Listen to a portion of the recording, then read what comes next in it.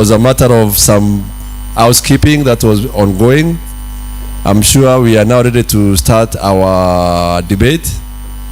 While I'm giving the housekeeping rules, I'll ask all those who are contesting for the directorships. May I have your attention, please? I ask all those who are contesting for the directorship to take their seat at the area that has been set for them. So before I hand you over to the moderator of the day, I would like to reiterate that some basic expectations are really what we expect in this debate, but I'm sure the moderator is going to give us the expectation in terms of our conduct. For those who have logged in online, we also recognize your presence, and the minutes will be taken accordingly, appropriately. If there are any issues that may arise during the debate that feel they are pertinent to the debate, we are all free to engage the moderator so that they can moderate the proceeding. Any contestant who is here or who is not here and following online, again, you're going to be given the briefs on what is expected of you from the moderator. So mine really is so brief, is to welcome the moderator. We're already running short of time, but we don't want to rush over anything. Let's have a civic duty of making sure that whoever we're going to pick as our new directors for the club tomorrow are men and women of worth. Thank you. Moderator. Asante sana Honsek. I think without much ado, I'll say a good evening to all of us. Good evening. Yeah, my name is Kenneth Mwaura, member number 274. So again, I want to welcome you to this event, which is a hallmark in our club's calendar, which is the election debate. I'm actually honored to stand before you to moderate tonight as we embark on this journey of understanding and decision making for our club. Tonight's debate is actually an opportunity to delve deeper into the visions, aspirations, and plans of the candidates who seek to lead us forward. It's a chance for us to gain insight into their perspective, their strategies, and ultimately their potential contribution to our golfing community. I encourage each candidate to share their thoughts and proposals openly, and I ask our members to actively participate by listening attentively and considering the future of our club with an open mind. Let us engage in this discussion with maturity, with decorum, so at the end of the day, it's our club that will win. Allow me to go through some of the basic housekeeping, mainly because of time. What you are saying for the different categories, we've allocated 30 minutes. There are questions that will be asked. Each candidate will be given 2 minutes to respond. So 2 minutes per candidate. Ourselves with decorum. Let's avoid personal attacks. Let's avoid abusive language towards our candidates or even to our members.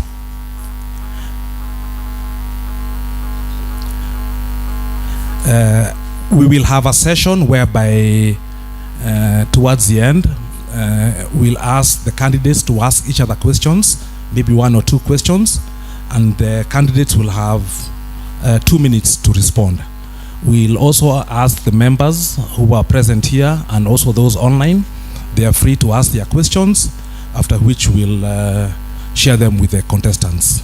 So without much ado, let's begin our debate, and I want to recognize the people vying for the position of director. The people vying for director, we have Joan Waringe, Robert Shodha, Mwangiwa Purity, Shege Rohohi, and Maurice Kiprono. So probably in that order, we had already shared some of the questions. So it's nothing out of what we had shared that I will bring up. So I'll ask in the order that I've called them. Joanne Waringe. I don't know whether you're comfortable there or you want to come to the podium. You're okay there, and your mic. Yes, so Joanne, karibu sana, and thank you for offering yourself for the position of director for Kiambu Golf Club. We could begin by knowing you. Who is Joanne Waringe?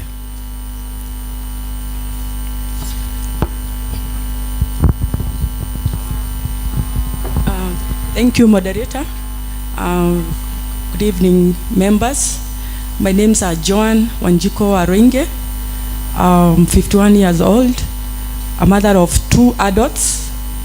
I'm a member of this club going to 3 years now. I'm a hotelier by profession, having worked in the prestigious Norfolk hotels and Safari Park hotels. I'm also an entrepreneur, running my own business for the past maybe going to 20 years now. I'm very passionate about golf, and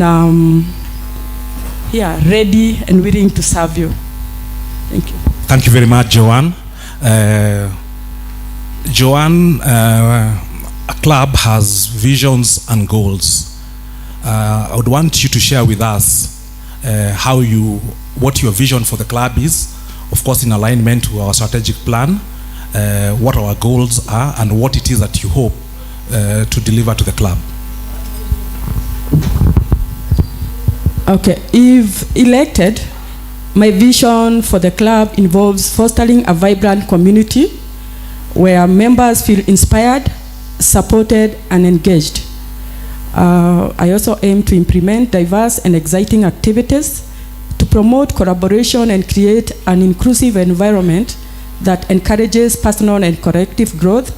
Together, we can turn our vision into a reality that benefits each member. Okay, thank you. In the position of director, you'll occasionally be required to engage members. I don't know what strategy you'll want to use when you engage in members to address all their issues as a director of the club.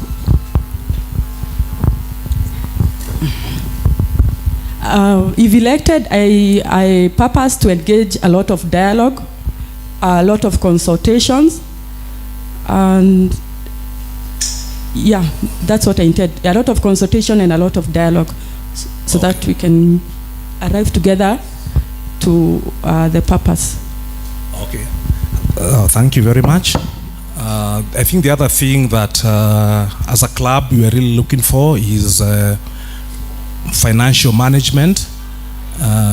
We all know from the past records of our accounts how accounts are. To get into details, what would be your specific role when it comes to financial management of club activities? I intend to prioritize financial transparency, create a detailed budget, and encourage responsible spending, regular financial updates, and collaboration with the club members will ensure that funds are allocated efficiently and aligned with the club's goals. Would you be more specific to that? Whatever funds that we correct, they are not allocated to other than the purpose the money is intended for. Okay. We're in a golf course. That is our primary activity. So I believe as a director, you would have some contributions to make as regards cost management, golf, general golf. Probably we would want to hear from you what it is that you're bringing on board. I'll do that, but I'll explore a lot of sponsorship opportunities to be able to bring in funds that will support whatever activities we have in the club. Okay. with all that you've answered regarding your visions, your member engagement, financial management, and I know you've mentioned your experiences, your personal experiences over the last, is it 20 years?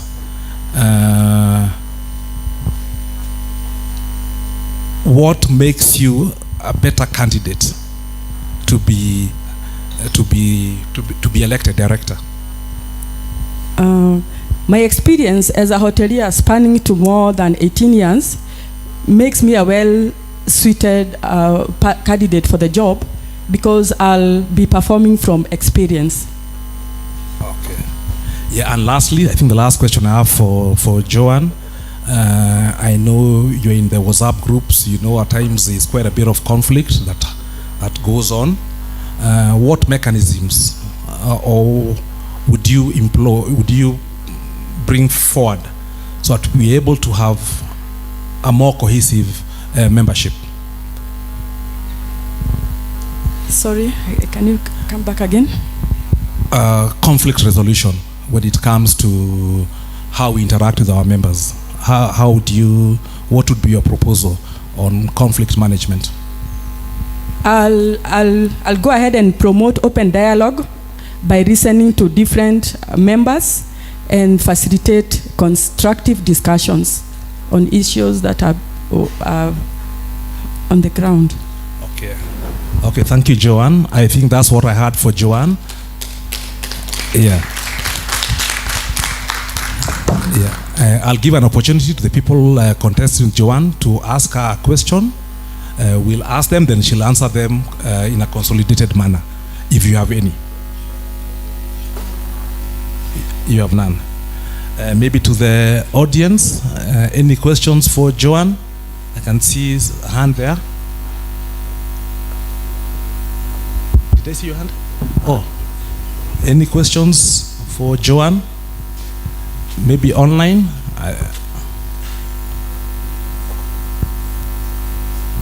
Okay.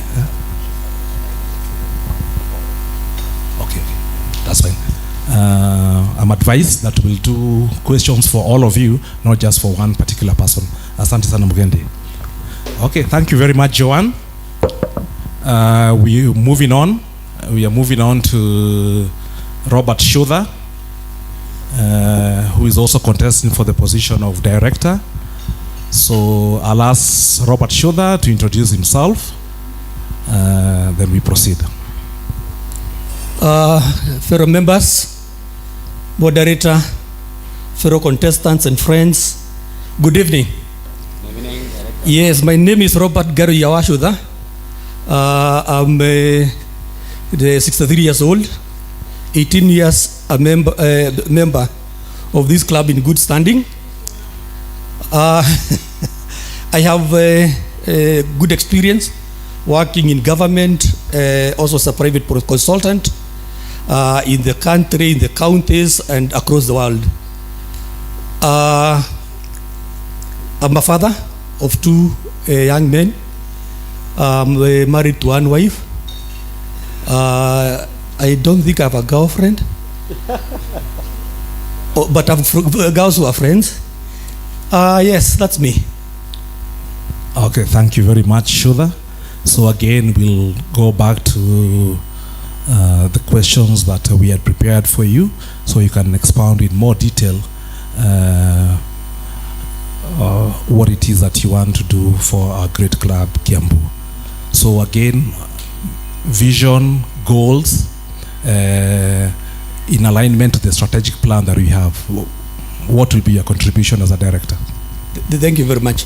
If I win the confidence of my fellow members and become director, I want to begin at the point whereby Kiambu Club shall no longer be called Gashagi.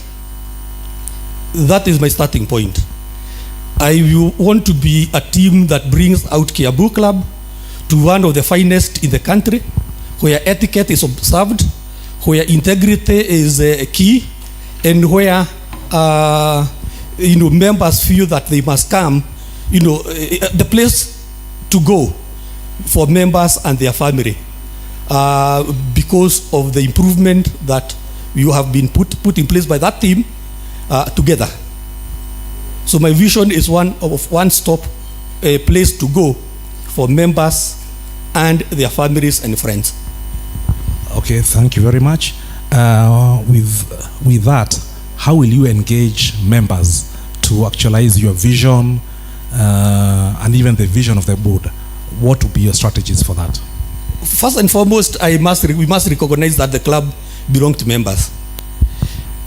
Communication is key, and I would like to be part of that board that communicate with the members effectively and as often as possible, bringing them news, bad or good, so that they can know exactly where their club is. In my years of playing golf here, I don't have a four ball. I play with everybody and anybody who is a member. So I'm able to interact with almost everybody without looking at color, creed, religion, or whatever else there may be. So actually, I'm naturally interactive. So that's exactly what I'll bring in. Okay, thank you very much. Finances, a very important thing for Kiambu Golf Club. How do you manage to plan or advise on effective management of the club's finances? Do you have any idea of how we could generate more revenue? Thank you, moderator. You know, if you have to talk about matters finance for the club, you will be here for a very long time, because there are many things that one would want to do, and actually I would love that opportunity to tell you some of the things that I've been toying up with. First and foremost, as my fellow contestant Joanna said, the first place to go to is to plug the holes where finances leak, because I'm quite certain that there's a lot of leakage that goes on. Secondly, we need to rationalize our expenditure, in that you know, there may be some expenditures that are not necessary or priority that may be stopped, so that the health of the club can be ascertained. I've always been curious, actually, fellow members, how a club like Nyahururu, if you go to Nyahururu on a Friday, club night, they are only 30 people. Here we are 100 plus, and yet Nyahururu is able to make it through the year, and some out of times we are hard up. So I'd like to benchmark with some of these clubs that actually have not known problems, and yet probably we have more membership than them. That's the second one. Thirdly, there's a lot of untapped financial, the first one was actually making prudent use of the resources that we have, but of course then again correcting debts from members. Then there are opportunities out there for picking in more money. We have not utilized, for example, the devolution opportunity. Devolution brought with it a lot of senior staff here. We have, like 85 councillors, MCAs, yeah, who are good potential members, who can actually easily be attracted to come and become members, and they're also good spenders. In the county government, we have several people who are in senior positions who actually are not members yet here. Kiambu and its environs has a lot of new and upcoming, very expensive, estates with.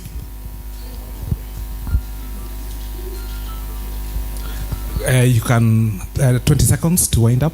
Okay, so those are opportunities that are available where we can tap additional resources for the club. Thank you. Okay. As we progress, again, we'll ensure we keep time. Just like I'd asked about the course, what are your plans to enhancing the golf course and the club facilities? Very quick suggestions. One, we need to start to buy a tuk-tuk to be ferrying our food from the kitchen to Thegi. Secondly, we need to renovate Thegi completely before it comes down.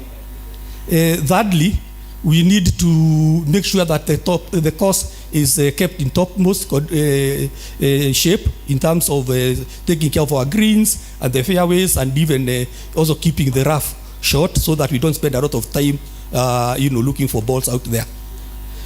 Of course, lastly, I would like to be, if I became a member of the committee that deals with golf, I would like to make sure that the integrity in the course for players is paramount. Okay, thank you. I think the last question I have for you is on conflict resolution. I think it's, I'll be happy to hear what you have to say on conflict resolution, especially on the WhatsApp groups, the conflict that arises. How do we resolve some of these things? Thank you, moderator. Personally, I don't think the WhatsApp group is actually a melting pot of conflicts. It is, for me, a market of ideas. People bringing their ideas, some may be informed, others not so informed, but it's a marketplace where actually members express themselves, which I think is a good thing in terms of democratic culture. But when the rubber hits the road, I am actually a senior member of the Gikuyu Governing Council, and one of our job is to institute alternative dispute resolution. And I'll be, in a good place to offer that.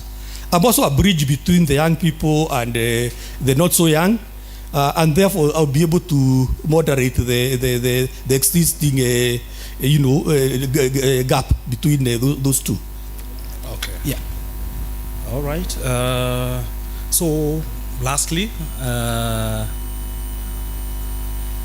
your experience and leadership.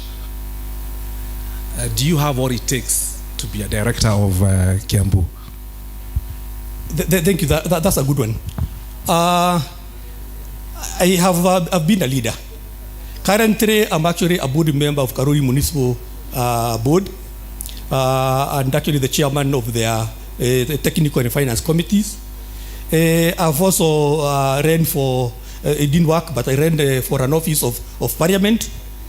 I am the managing director of by far Pinnacle Development Consultants, and of course I am told that I'm the head of my household, so I've leadership. Okay. Yeah, well out. Thank you very much, Mr. Robert Shodha. I think let's give him a hand.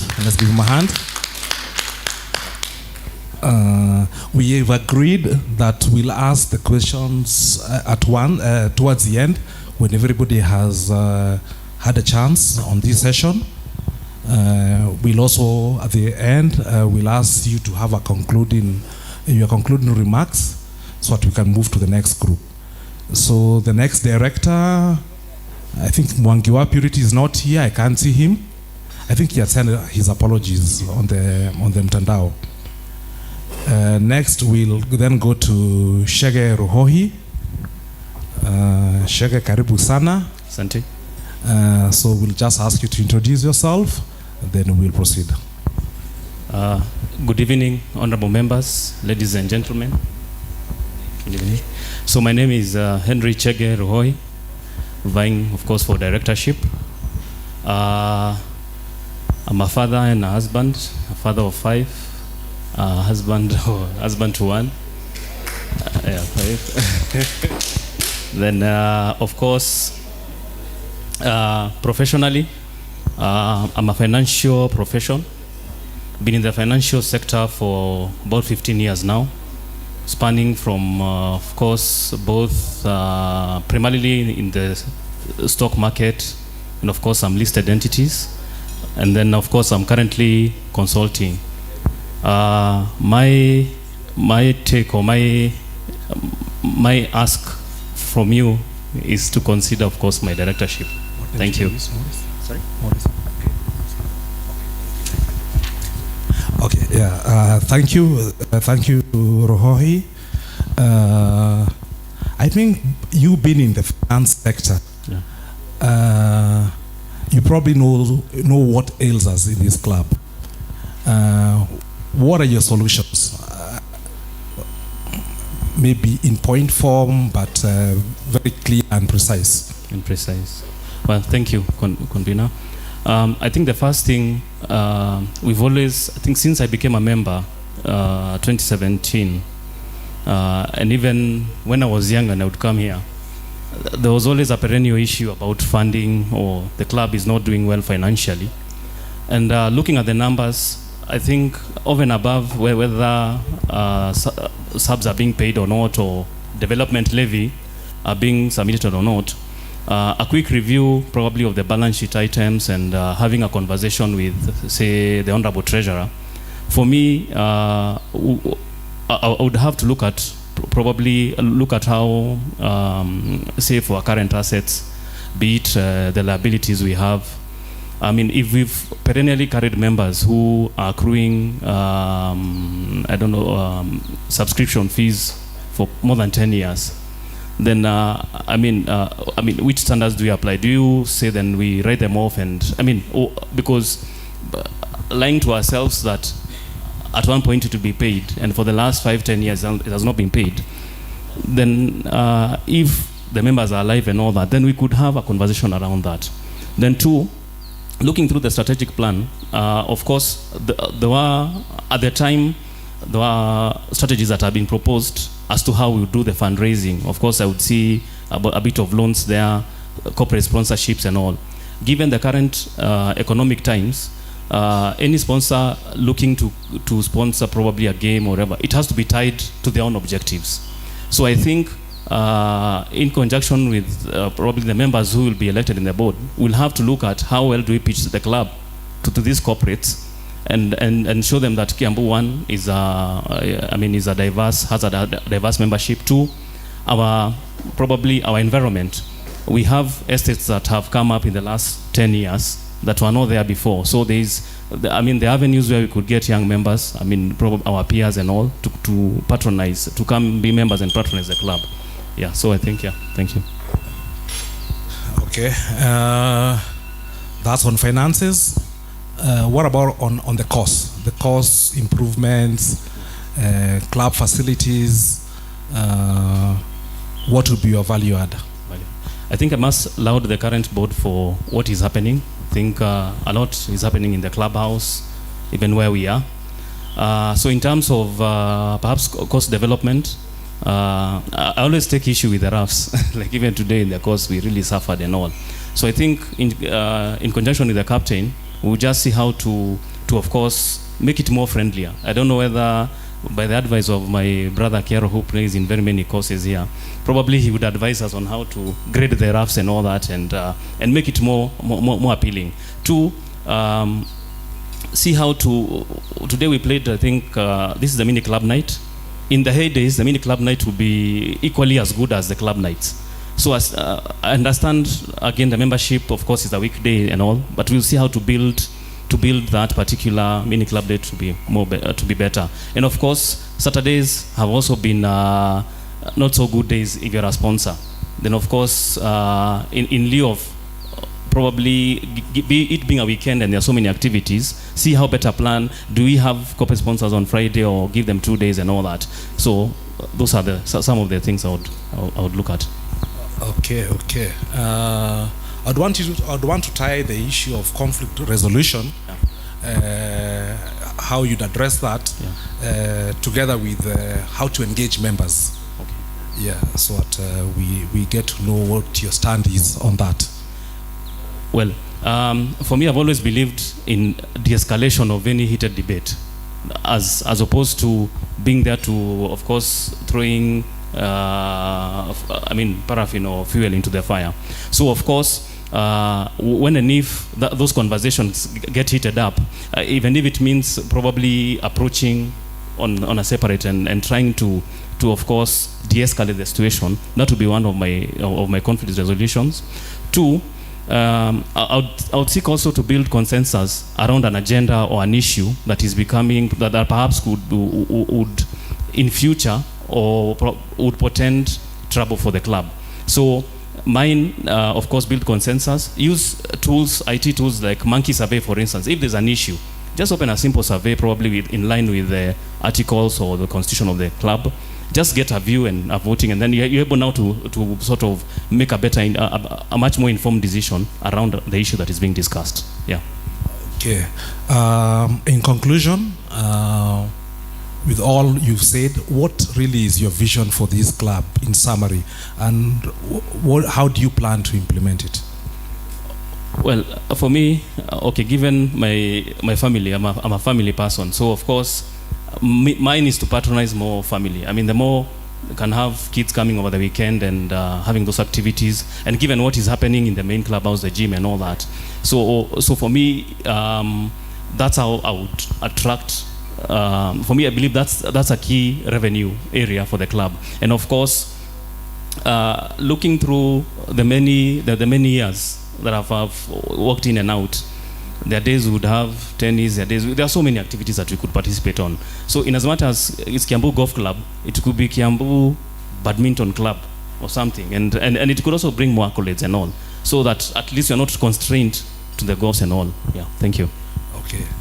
Yeah, I think thank you very much, Bwana Ruhohi. We'll move to last but not least, Maurice Kiprono, who is a candidate for directorship. So again, I'll ask you to introduce yourself to us, then we can move to the next stages. Okay, thank you, moderator. The members, my name is Gregory Maurice Kiprono, hailing from Kericho County, member number K486, passionate about this club since 3 years ago. I'm a PR guru, stroke marketing performer. I'm married with 2 beautiful girls, and my wife is called Ann Katha. She's from Meru County. And since I came here 3 years ago, I've found Kiambu receptive, and I'm happy to be here. I run a company called Arrow Displays Limited that does marketing, branding, and another company also called Grievance Media. I'm passionate about golf, and a family man is said, and that's why I'm here to offer to vie for the candidature of directorship, specifically to deal with marketing part of it. Thank you, moderator. Yeah, thank you very much. Again, straight to the questions. Financial management, it's key. I can see what is happening. What will be your strategy? One, all guys dealing with cash, we are all human beings. One, we need to look at integrity of the holders of the office of finance. We need to be transparent. We need to be honest, because as much as we say that things go waywardly, it's human beings who are dealing with this cash. How are they vetted to hold our cash? How are these people, be it their background, be it our background, the history, are we committed to look at the best part of the club? Because finance is everything that forges ahead the club. So we look at these people. Vetting is key, audit is key, and transparency key. Those are the only things that I can say. Right. And what did you say when it comes to cost management, the facilities of the club? How do we best manage them? It's a collective responsibility, that is one. We are all members of this club, and that is why a few will be elected to represent the bigger picture. One, it will make sure that are other members responsible? Because if you take one person responsibility, it ties streamlines to everyone. So first is to make sure that everyone is responsible, taking care of these things, to make sure that they're aligned. Because I'm sure members here who are golfers are respectable members. No one here is, because I'm sure most of them have been vetted. So they already know what they're supposed to do.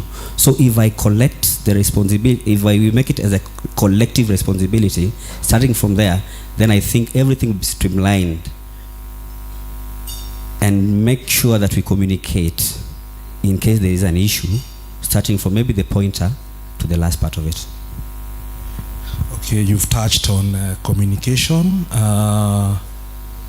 How do you tie that with conflict management, with the conflicts that do occur within the club and in the club? First is to realize where it started. Because basically a wound, if you have a wound somewhere, it comes from somewhere. Maybe there is an injury or there's something that happened to it. if you're in a good manner, in a respectable manner, because basically we are dealing with human beings. Maybe someone does something or says something without their knowledge or sometimes with their knowledge. So basically it happens. So once you touch the onset or the start of the problem, then at least you can heal the wound as quick as possible. Okay. In summary, visions and goals. What is it that you envision for this great club, Kiambu Golf Club? Kiambu is a metropolitan club. I'll say it's near Nairobi, or it's in Nairobi. We have diverse membership from all the spheres. So one, I'll appreciate members who have welcomed me as a non-Kikuyu. I'll just say this today, and I thank it.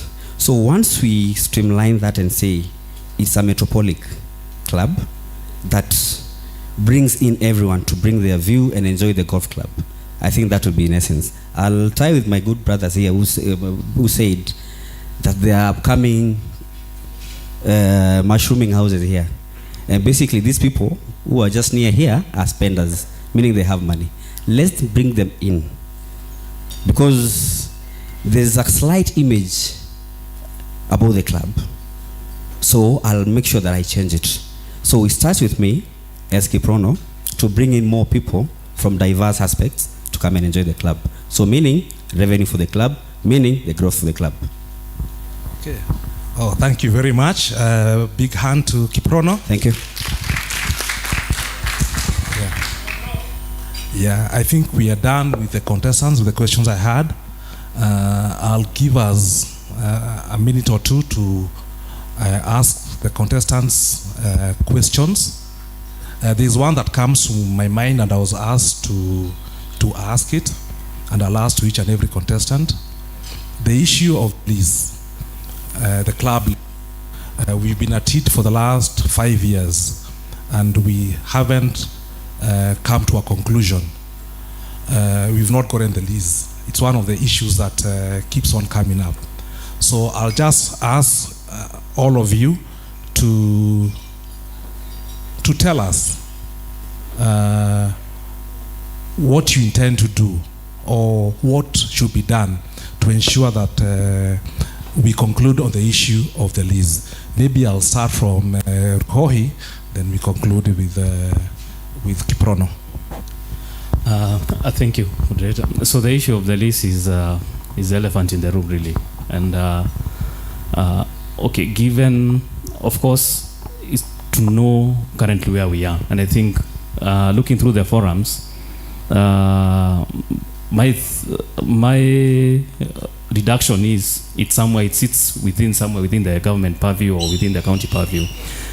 But then, of course, for me, lobbying is everything right now, because okay, given what is happening at a national level, and I don't want to say the appetite for land, but okay, given what is happening right now, I think before even we address the financials or anything, that's really the elephant in the room. So for me, given my networks within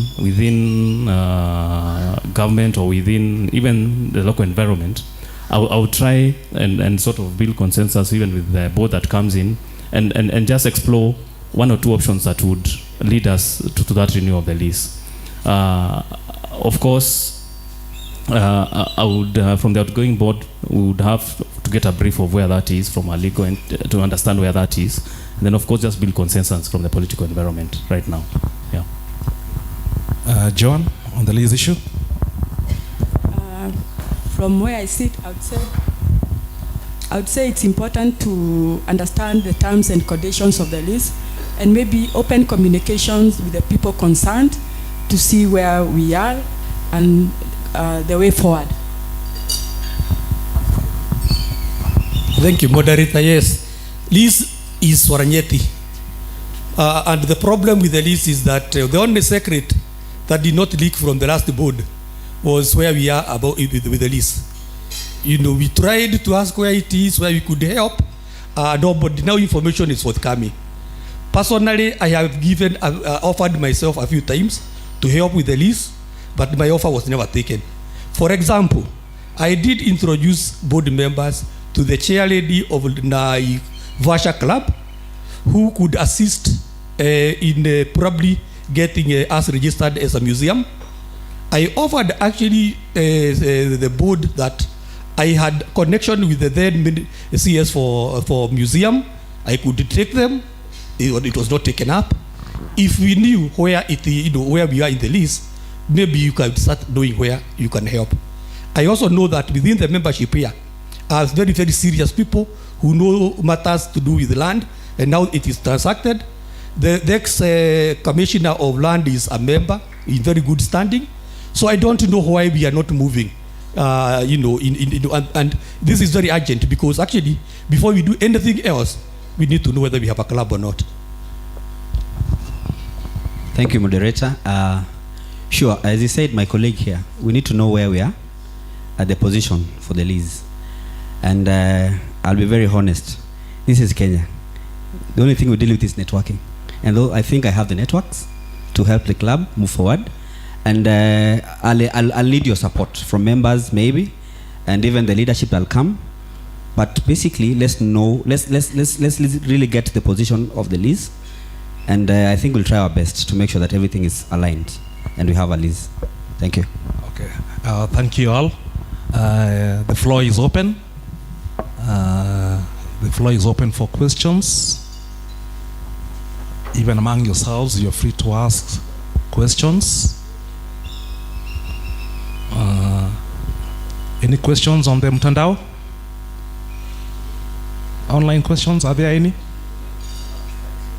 Okay, I think there are none. Again, a big round of applause to the contestants. Yeah, asanteni sana. So you're free to take your seats. Oh, sorry.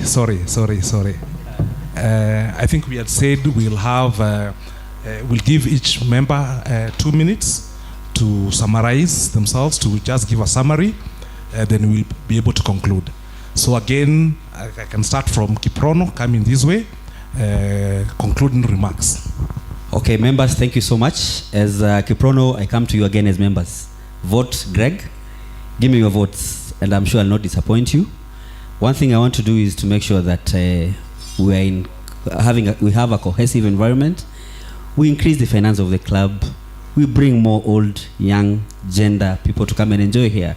Because basically what I've seen here on a Friday, after everything that has been done, we remain here with few waiters and waitresses. So at the end of the day, you pay them their chums, they go. We remain here. We say we are making losses. Let's patronize our club. Let's love our club. By getting the finances, we grow the club. By getting the finances, we do a lot of things. Because basically, most of the things that we say here cannot be attained unless we have cash. And cash is from you members to come and patronize the club, do many things, pay your subs on time. Then you come to us, the board, if elected, then at least we have answers to say. Members, Greg is here for you. Asanteni sana.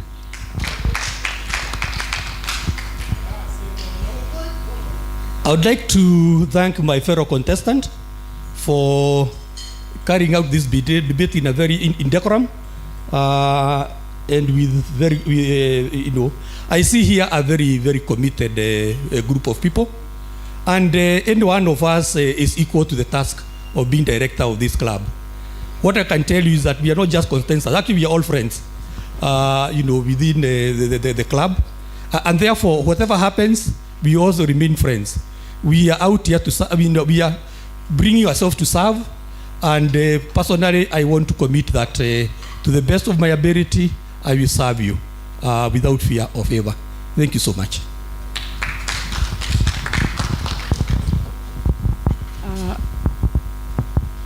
I want to continue urging you to give me your vote. I have what it takes.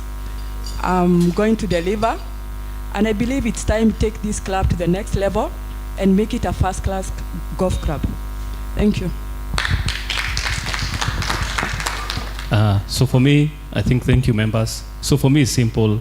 Team player. I'm a team player. And above all, we have to make Kiambu Club prosper.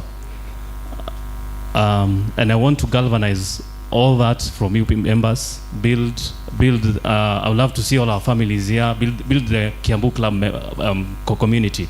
If you look at how, say, churches are building around communities and what's up around all this, my view is, if Kiambu Club can be this one-stop shop for networking and all that, then I'm home as a director. So vote Ruhohi, vote Chege, vote Henry. Thank you. Yeah, I guess that brings us to the end of the first debate of our members who are vying for directorship. So asanteni sana, all the best, and again, all the best. That's all I can say. So I'll ask you to take your seats. You want to take a photograph? Oh, you do? Okay. Okay.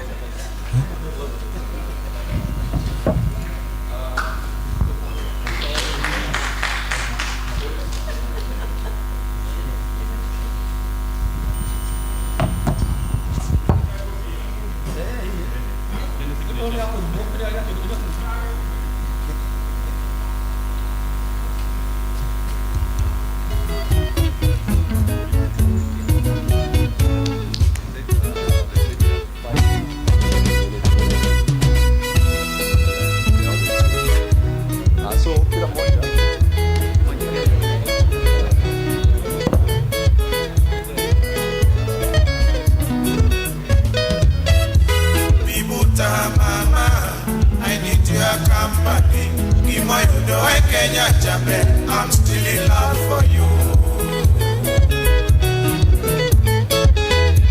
Bibuta mama, I need your company.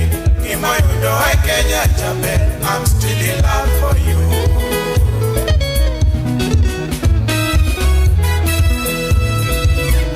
Tulipoteza watoto wetu, tukapoteza wazazi wetu, tulipoteza wandugu wetu, tukapoteza rafiki zetu, tulipoteza wapendwa wetu, tukapoteza na mali yetu, majamaa. Oh, Bibuta mama, I need your company. In my Udo I Kenya Japan, I'm still in love for you. Bibuta mama, I need your company. In my Udo I Kenya Japan, I'm still in love for you. Ingalinganya mama kalando kani mama. Ingalinganya tiki silishe meji oh mama. Imakede ngadudo kalando kani mama. Erakede nya mama kimangan kodi mama badi. Adera chado gachunya pile miri amotelo sechete. Awosa na kaparo chomade kento kidewa kodi. Baby topo na kodi mama. Oh oh hey. Bibuta mama, I need your company. In my Udo I Kenya Japan, I'm still in love for you. Bibuta mama, I need your company. In my Udo I Kenya Japan, I'm still in love for you. Ningalinganya mama kalando kani mama. Ningalinganya tiki silishe peti oh mama. Imakede adudo kalando kani mama. Erakede nya mama kimangan koti mama kani. Adera chado gachunya pile miri amotelo sechete. Awosa na kaparo chomade kento kidewa koti. Baby topo that kodi mama. Bibuta mama, I need your company. In my Udo I Kenya Japan, I'm still in love for you. Bibuta mama, I need your company. In my Udo I Kenya Japan, I'm still in love for you.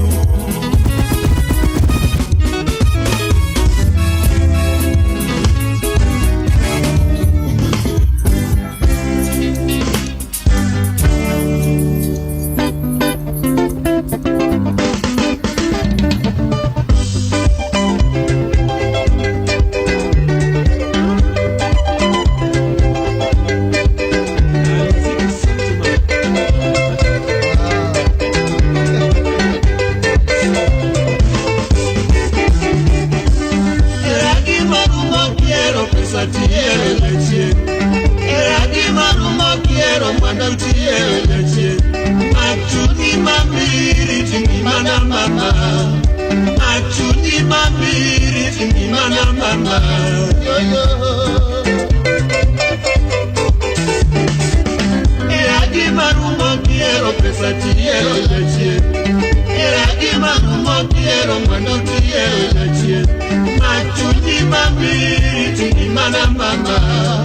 Machuni mamiri tingi mana mama. Yo yo. Musayo temonyiso bebe. Chokenya tuto temonyiso bebe. Kikiera neno gari maringo godo.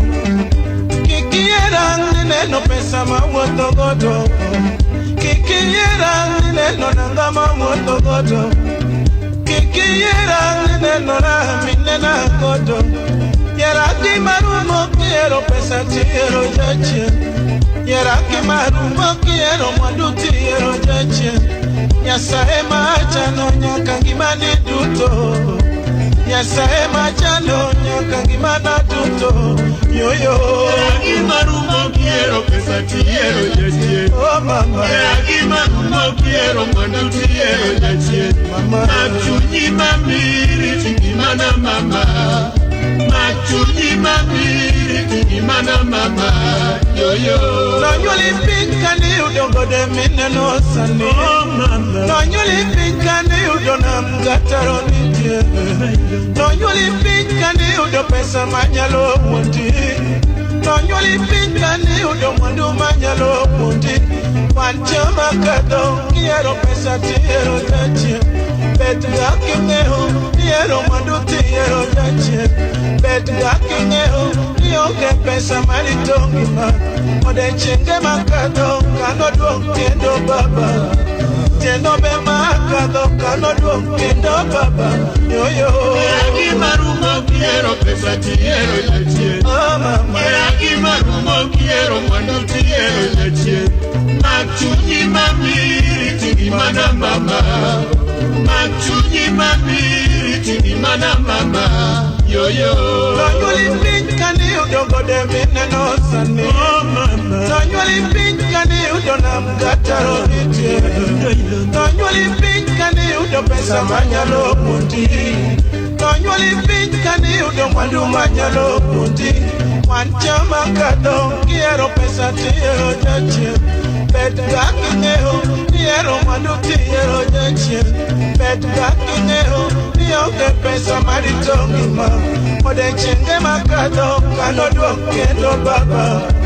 Teno be makado kano duong kendo baba. Yo yo. Eragi marumo kiero pesa tiero jache.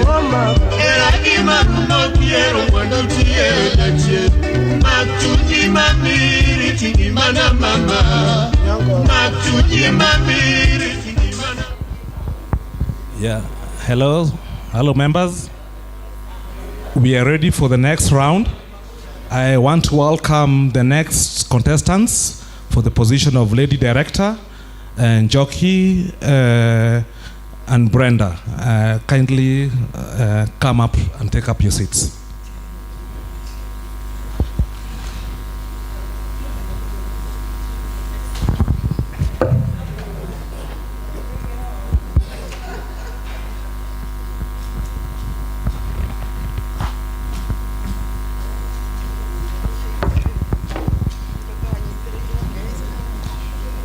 As they are taking up their seats, I want to inform those who are watching us online on YouTube. Kindly feel free to send your comments, your questions to either my number was communicated to you earlier, or to the number of the secretary, and we'll be able to share those questions with the contestants.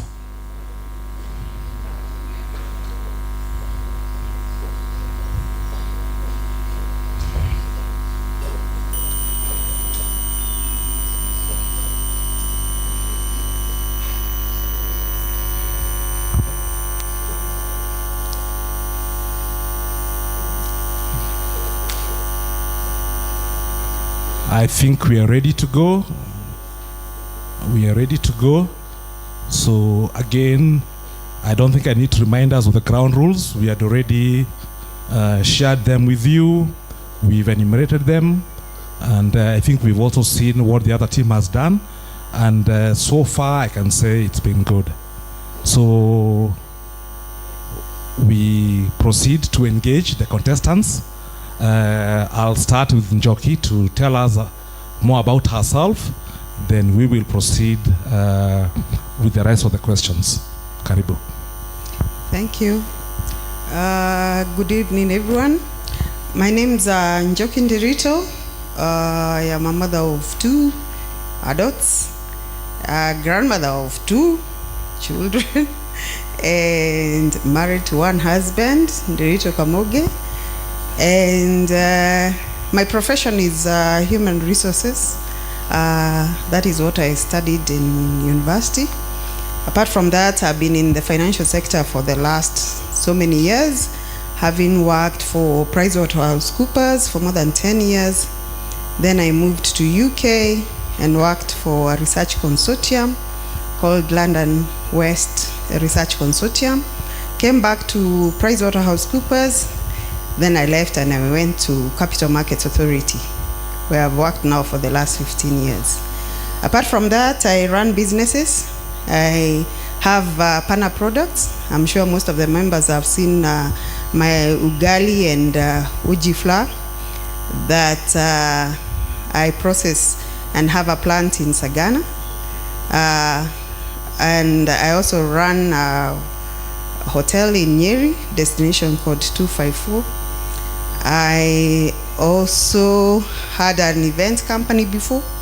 That one I closed. So generally, I have a lot of side hustles apart from being a professional person. Okay, thank you, Njoki. Brenda, we'll also ask you to introduce yourself. Good afternoon, members. Good evening, sorry. Yeah. My name is Brenda Kihara. I'm a mother of 1 daughter. I joined the club in the year 2013. And my career background is I've worked in a financial institution for the last 12 years. And I have, my background is become accounting, and I'm currently also pursuing studies in global leadership and governance, and currently also serving as a board member. Yeah, thank you, Brenda. You'll notice we've changed the format a little bit. For every question, we'll give the contestant a chance to answer before we move to the next question. Hope that is okay with you. Okay, now the position of lady director traditionally in the club has been one in the HR sector, has been one in the hospitality. So I'll begin with you, Brenda.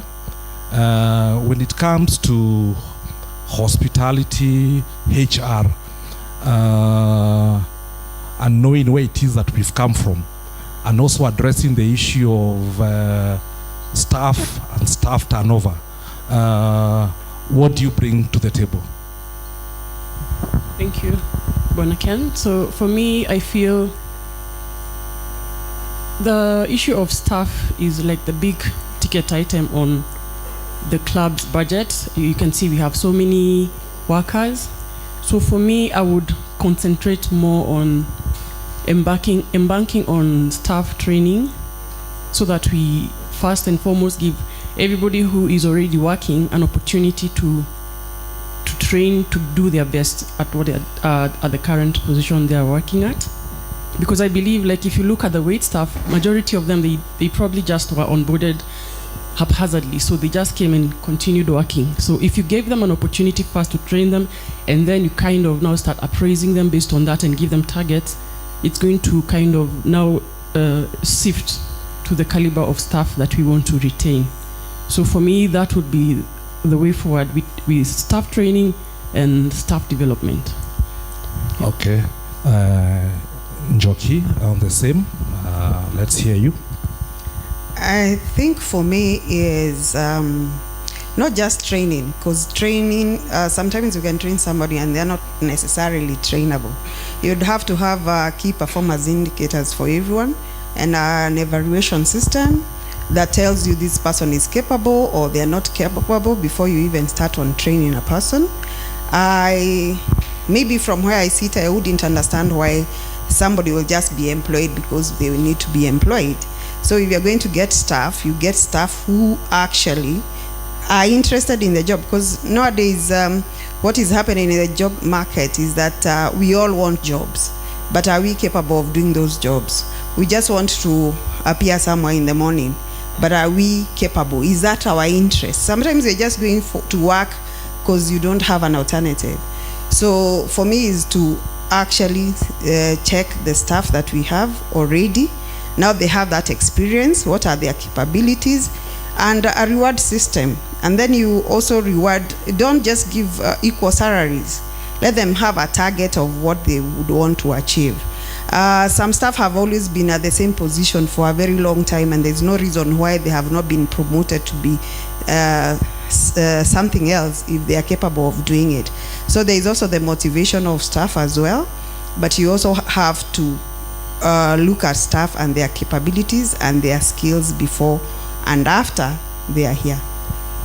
Okay, thank you. Again, Joki, I think we'll start with you on this one, on the aspect of finances, and ask you, how do you plan to manage or advise on the effective management of club finances? That's number one. And number two, do you have any ideas of how the club can generate additional revenue or even manage their costs? I think from what I've observed in this club, there is a lot of nobody is has taken the responsibility of all accountability of the finances that the club generates. I'll give an example. We keep asking, especially in the Mtondao, what happened to the levies. Like today, that was the debate. These are levies that actually should be at the fingertips of the management or the board that was there, and they would actually have figures as we ask them. Because people paid, they have used the money maybe to refurbish the clubhouse. Whatever they have done, it should be at their fingertips. And then we should empower that GM who is here. He is the CEO of this club. We don't expect that board members will come here and micromanage the club. So if he's a GM, he should be able to know figures. Where did that money go? So there should be accountability and responsibility. There should be somebody who answers those questions. We as members, we shouldn't be guessing. We should be communicating, and that way we actually generate trust. As much as you communicate, people will have confidence in what you're doing. They'll know that, okay, fine, even if you levy us 5 times in a year, we can see results. But as long as we haven't seen adequate results and we keep asking questions that no one answers, then of course you create doubt and people don't trust you. So for me, is to generate that confidence from members by communicating what we've done, what projects we are undertaking, how much money we are using, and how much we expect from the members, including subs. What have we done with the subs for the year? What do we do? I keep asking myself, all the members that are recruited every year, where does that money go? So you recruit, have a project. Thank you. Brenda, on the same issue. So my advice on how to manage club's finances, right? Yes. So I would want to first mention what the board has done currently about financial management. They started on a small scale unit whereby we have one officer who is calling members to pay their subs. So in a larger scale or in a better functional way, that it would be now to expand that department and make it more capable, such that now it's a fully fledged debt collection unit within the club, and that will come in handy to follow up on the unpaid levies, so that the club is not cyclically on running on deficit. So I think it's more so of money that is out there and members are not being reminded to pay. If they have other clubs where they patronize and they're paying the subs, it means we are not being very aggressive to collect what is owed to us yet. These are the same members going elsewhere to patronize. So I believe having a more revamped debt collection unit will help the club to do that. Okay, thank you, Brenda. And again, still on you. I would want you to tie the issue of engaging members and also on the conflicts that happen in the club. How do we best engage members in a very effective manner, and how do we resolve conflicts within the club? Okay, thank you for the question. I think for every engagement that the board, assuming I'm in the board when I'm engaging, we should be guided by what's in the constitution. So, and also kind of respecting the members' rights. Yeah. So within those confines, the issues will be handled the way they should be handled. If there's a communication that needs to come from the Home Secretary, because that's the person that communicates any board communication to the members. So any response that will be given to members should be sieved through those two lenses, that we're respecting the members' rights and we're within the Constitution. Probably the same question, and I wanted to add, what is your take on the WhatsApp groups that you have and the kind of communications that goes through? I'll also give Njoki a chance to answer that. Okay, my take on the WhatsApp group is that they are good because they help members express their opinion, but they can also be viral, and the kind of one member can sensationalize the issues and get the whole crowd worked up. So I think if we come up as the next board and try to belabor on the best channel for our members to air their views, so that now they are either addressed privately, so that the WhatsApp forum will be more of sharing of the outcomes. Members can even be encouraged to write to a particular complaint email address to have their issues addressed, instead of now exposing and kind of being on the way for on everybody's case, because some members or even tend to leave the group because it's becoming a nuisance for their own comfort. So I believe the WhatsApp group can be controlled by having a real-time communication channel for members to voice their questions and concerns. Thank you. Njoki, same question, member engagement, conflict resolution, and the last one on the WhatsApp groups. I think as a club we should have a standard. What is expected of a member? How do we behave when we're in the club? How do we behave when we are interacting with others in the club? So I think as long as I've been here, there is the decorum that we have. It's only that it was, I think, watered down when we stopped accessing the black book. So I think since I was a director here and I was the chair of disciplinary committee, we never used to have members having conflict openly. They would actually just write their complaints and the committee would deal with it on a personal level. Those 2 members or 3 members or whoever has a conflict, they'll be called to the board committee and a resolution would be found. So I think we still need to keep some standard of a governance procedure as far as conflicts are concerned. The other question was, remind me. Engaging members and the WhatsApp groups. I don't know. Yeah, the WhatsApp group, I think it's a good way for people to express themselves, because of course we won't be in touch with everyone, and sometimes somebody just needs to say what they need to say so that we can also gauge what the members' expectations are for all of us. I think also because members are people in a club, they should also be sensitive to others when they are writing there. But I believe in open communication from the board, because that is why we are asking for these positions, so that we can guide the members how to do things.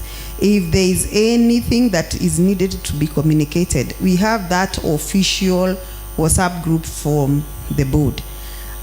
We should make it as official as possible, and whatever is communicated there should be very clear, so the members will know this is a board statement, this is what is expected.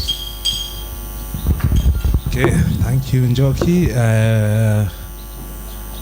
I think one of the other subject matter is to do with the course and the facilities within the golf course. So my question to you would be, what are your plans for enhancing, improving the golf course and the facilities? The next question is the balance between even those who don't play golf. What would be your take on those two issues? As far as the course is concerned, of course, it's our core business as a golf course, golf club. Our major business is the course, and I believe that we have put in a lot of attention and a lot of money to the course, including the irrigation that was done, and maybe once we take those positions, we can actually actualize the irrigation as it was supposed to be, because that is money that has been put there, but nothing is really happening. So we should give it a priority, being our core business. And I believe right now the course is well kept, and a lot has been done anyway. So it is maybe a slight improvement as we go along, and put in some money where it's needed to be put. The other one is to enhance our family. We embrace the young families who are here, and those others that will join the club. I believe there are those members, and a lot of them, because I've seen a lot of ladies, including those who are in our welfare, they are not necessarily golfers, so they don't patronize the club unless we have a welfare committee event happening, which means they have nothing to come here to do, yet they have families. So we should have we should embrace family activities, that people are able to come here on a Sunday, they are able to come with their children, and especially the younger generation, because they are spenders, they have young families, and they want those activities, including golf. And if we had activities for their children and for their wives or their daddies, then we should be able to embrace that, and a lot of money and income would come, including changing our menus. I believe just the other day I requested for menu when we had the homecoming golf, and there are things on that menu, even members were surprised that we have them. So we don't even have menus on the table. We don't even know what this club can offer. We don't know what other food apart from a buffet that we can offer. So even changing that to suit families, including burgers, etc.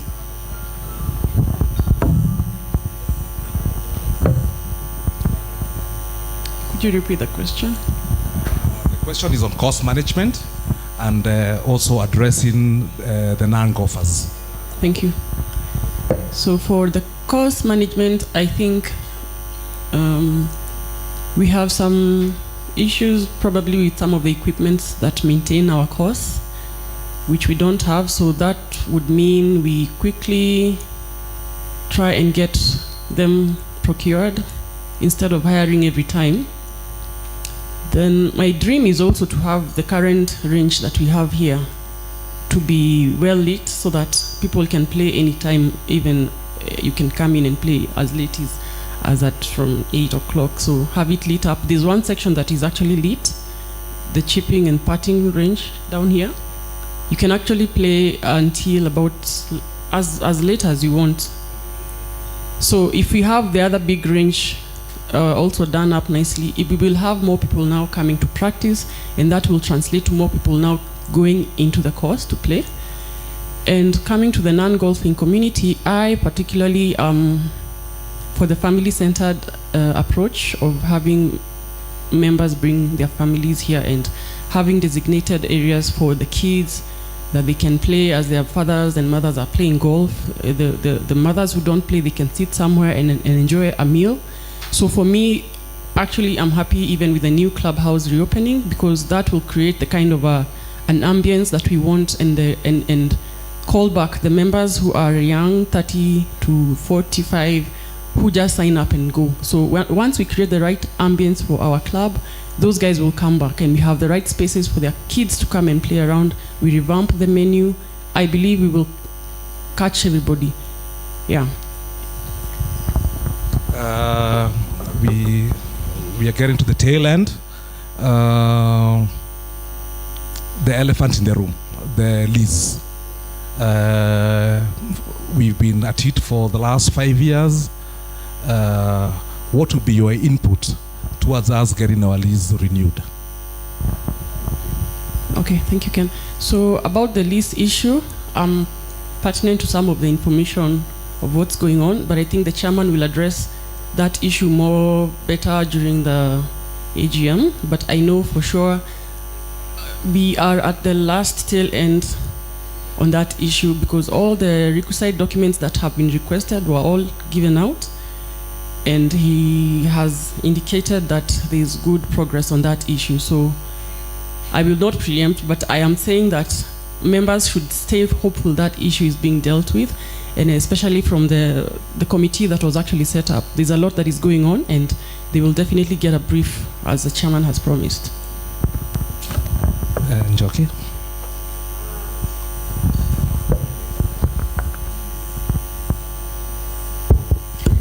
I think for me is we should communicate better. Of course, Brenda has said she knows a bit about, because she's in the board. But us as members, we don't know where we are with the lease, and that creates a lot of anxiety, because if we don't have a golf course, then we don't even have a club to talk about. There are no positions to be taken if we don't have a club anyway. But I believe we have what it takes as a club. We have a lot of networks, even in government.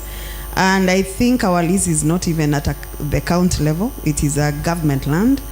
And we can learn from others. Like railway was turned into whatever it is, museums happen, or that land that you cannot touch.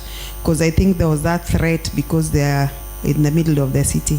So if we could actually network properly, including the networks we have here, and sorry to say, maybe we lower our egos and talk to those who can do it, because they are seated here, and because we don't have all the resources when we don't communicate well to those who can actually even go to the CS's office and say, oh, this is what is required, and we do it. So I believe we have people in this club who have the connections, the networks, and we just need to swallow a bit of our pride and ask them to do it for us, and it will be done. Yeah, thank you very much. I think I'm done with what I prepared for you. I'll open it up for those of us in the audience. Anyone who has a question for the contestants, kindly raise your hand. I don't know whether we are still online. Are we? Oh, we are still online, eh? Okay. And the ones who are online, they can either send me a WhatsApp message on my phone. I haven't seen any so far. Before we conclude with this group. Okay, I can see Shoda's hand, maybe a mic there.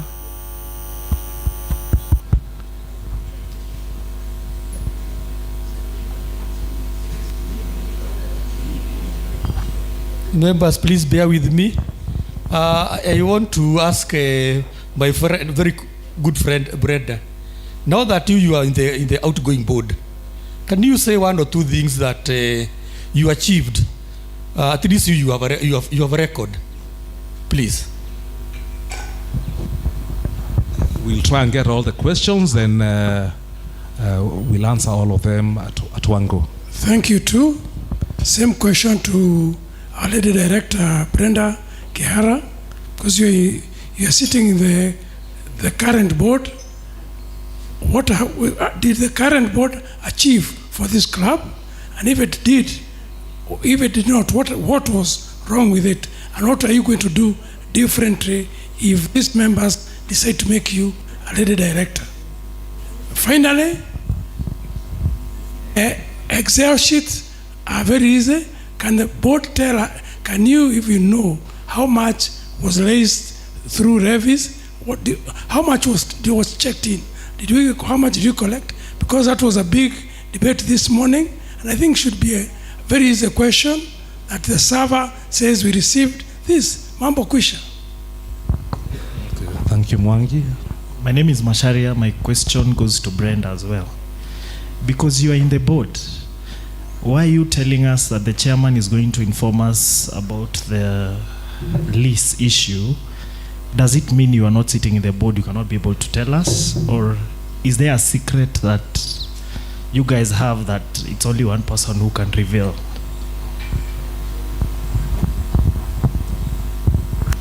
Okay. My question is to both candidates. I would seek to understand what your leadership styles are, and how will they foster collaboration and respect for all members, despite the different viewpoints that every member might have. Yeah. I think I'll stop the questions for now. I didn't expect there'll be too many. We can first deal with the four that have been asked.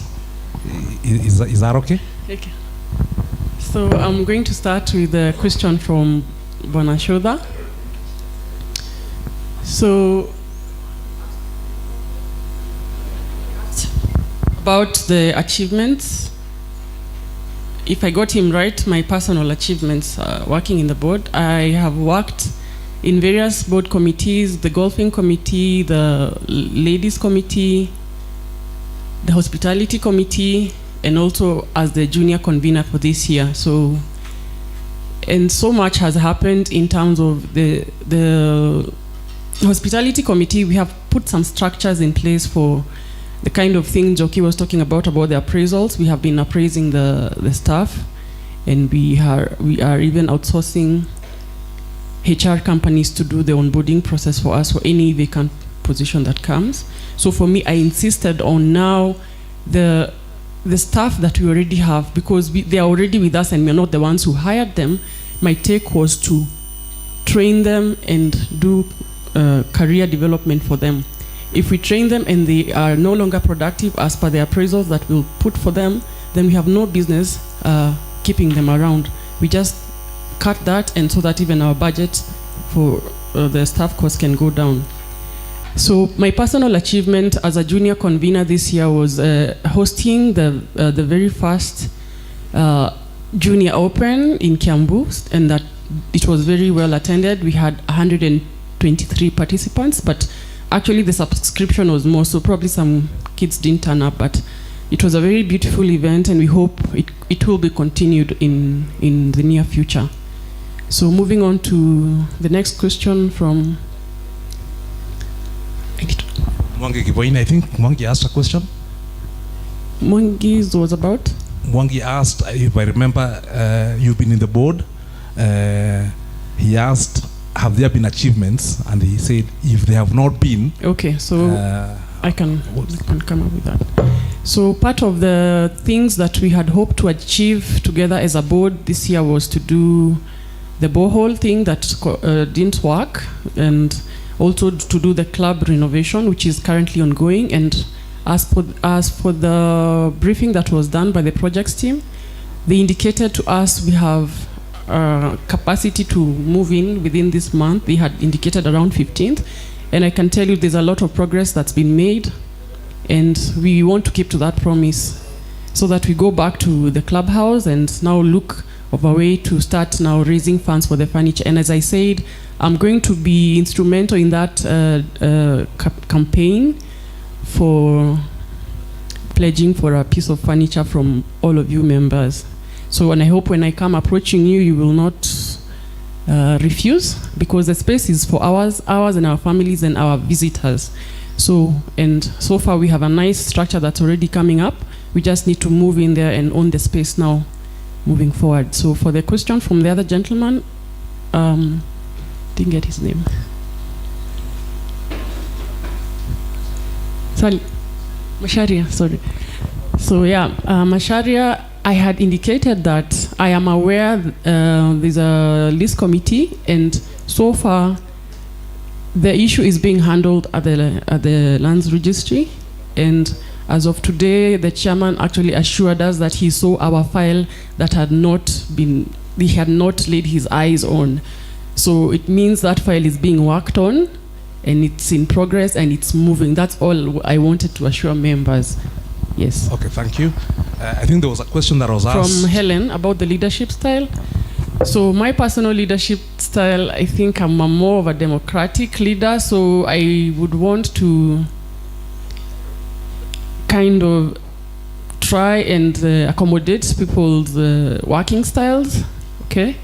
But also making sure everybody is doing what they are supposed to be doing. So if you're losing the ball for the team, you definitely will not keep up with the team. So for me, it's more democratic and being accommodative, but at the same time, everybody has to do their part to pull the team together.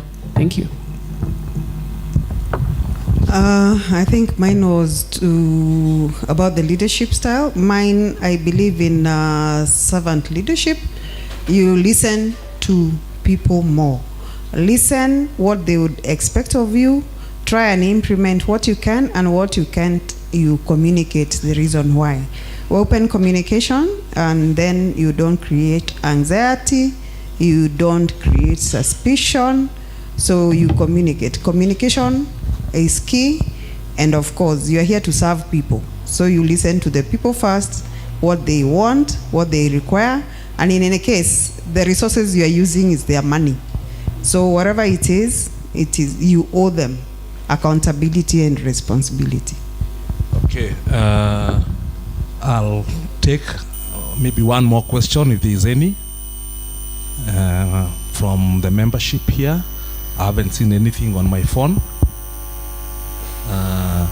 Okay, I think in the absence of any question, I will want to conclude by asking the contestants to summarize or to talk to you and sort of summarize what they've said or what they would want to do for the club. So I can begin with you, Njoki. Maybe I can ask Brenda one question now that she's here. I just wanted for you to clarify maybe when you say that you'll come to the people asking for furniture. I thought we had 14 million shillings to do the club, including furniture. So why would we go back to the members and we have just levied them to do a clubhouse? Were we going to get a clubhouse that has no furniture? Yet I remember a 14 million allocation. Thank you, Njoki. But I want to confirm something that the projects team presented, and I can see Bonarokoro is here and he can even give us more details into that the project as it is, we had projected to have levies paid up to a certain percentage so that the project can carry on as expected. But that kind of fell short. So the project has actually not, the timelines even shifted for the project. And he indicated to us that we might be able to go into the main bar area, but there are sections like the dining area that will not be fully furnished, and the majority of the members felt that we cannot move into a new space with the old furniture. And due to those budget constraints, that's why we were saying that through the current vice chairman and the projects managing projects manager, Shirotuku, and myself, we were initiating that as a way to kind of rally members. So as it is, we do not have enough funds to fully furnish the new revamped club. But we were told as well that we had come into an agreement with Timberworld, who are doing the furniture for the rest of the space. They told us we put in a good deposit and we can be paying as per the payment plan, and we will have the furniture, at least for the bar area and for the Mamangina. So it is not to say that, it is actually to say that we fell short from what we had projected. And that's why I'm saying now, with having the follow-ups that we need to do, the members can be sensitized on the issue that once we are there, it will be easier to tell them why we are coming to them. We can't come to them when we are here at the range. So I believe it's better to be done when we are already on that setup. Maybe I'll interrupt you, Njoki. There's a question that came, I think it was sent online as you were doing your closing remarks. I think the question that is being asked to both of you, how will the lady directors embrace new golfers, especially ladies? So tie that, and you can also give us your concluding remarks. Lady golfers, I remember we used to have almost a tea party that we used to have every Friday. It was not really agreed, but we would actually meet at the clubhouse, something that we used to look forward to. And most ladies will play golf. Those of us who work would actually converge at the Mamangina lounge, and would sit there, share drinks and whatever. So I think is to encourage lady golfers and non-golfers to come. We already have what we call our ladies welfare. Not everybody has joined, but that aside, I know that we can motivate other ladies to even come and join golf. The other thing is to create a thing that they do together, because women, we look forward to being together, but again, we need to do something. So maybe even establish something that is that will bring the non-golfers, even a merry-go-round, or we just host tea parties. Not because like the ones the lady captain was hosting just because they are golf related, but tea parties that will also encourage other ladies to come. And maybe we can do it on a weekly basis or on a monthly basis, and we can even give motivational speakers a chance to come and speak to us. And not just ladies, including actually the larger membership. For me, I would like to request that the members to give me their votes, because I know I can do what I have been complaining about, making this club a better place for all of us. And why I thought I would be better placed is I'll stop complaining more and do the work and be the one who is being asked those questions, be accountable for what I think is or should be done. Like for example, just to go back to what Brenda had said, it would be very difficult for members to contribute towards furniture if they don't even know what the levy did. They don't even know why others have not been levied. Is there an invoice system? Do they send invoices to people, and where it has not been actualized? Because they start a project with a budget, hoping members will pay, and you start the project from the end. You see the end from the beginning. So you do what you could have done with the money you had. So probably there is a bit of,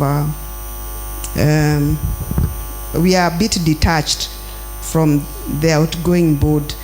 So we need that cohesion. We need to create that friendship between the board and the members so that they can listen more and be accountable more. So I request for your votes so that I can be that responsible person and accountable person for whatever members would like to see in this club. We'll go to you, Brenda, to address those two issues as we conclude.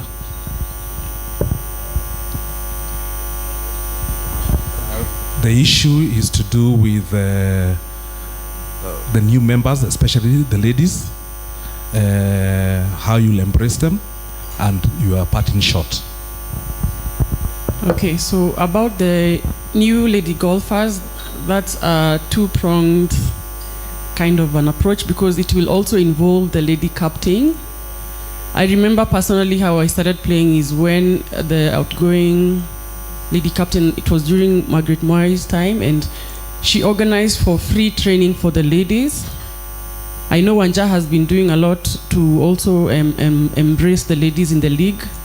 So getting them in groups to train and also to play in the league, that will make them now start coming to the club. And for me, I'm more of now creating the proper ambience in the club so that someone can feel free to come with their family. They can go and play as your kids are somewhere, because even for the league, we are finding ladies going with their kids, and we find activities for them to do in those other clubs. So we need to have that as well happening in Kiambu, so that those ones with young families, they can come and spend. When you come here with your kids, there's a lot of money that you end up spending for that sitting. So that is what we want to. So for me, it's more of the lady captain can host the high teas and those free golf trainings and networking opportunities for the ladies. We create the ambience for that and the opportunity for them to come with their families. So to wrap it up for myself, I'm requesting for your vote. I'm very passionate about this club. I'm a golfer, and I have a young daughter who is turning 9 years, and she's also a golfer, and we are passionate. And I think that's what drives me to serve this club, because I'm in it for my family first and foremost, and I like to create this space and leave a legacy for her, that she will be talking in future about how things used to be and how, you know, where things have come up. So I'm keen on having that kind of a space, and I'm happy that we actually actualized the club renovation project. I believe in even the small stages that are still there to wrap it up, to make it good. The members are still willing and capable of coming through for the project, because the club is ours. Let's own it. And I believe Njoki is actually, we are friends with Njoki, and she's also capable.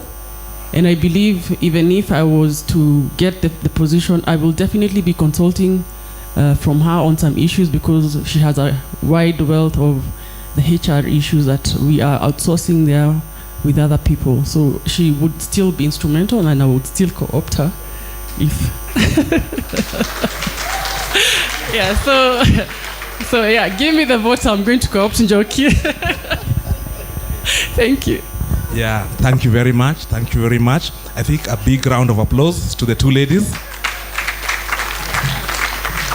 So well done, well done. You may take your seats.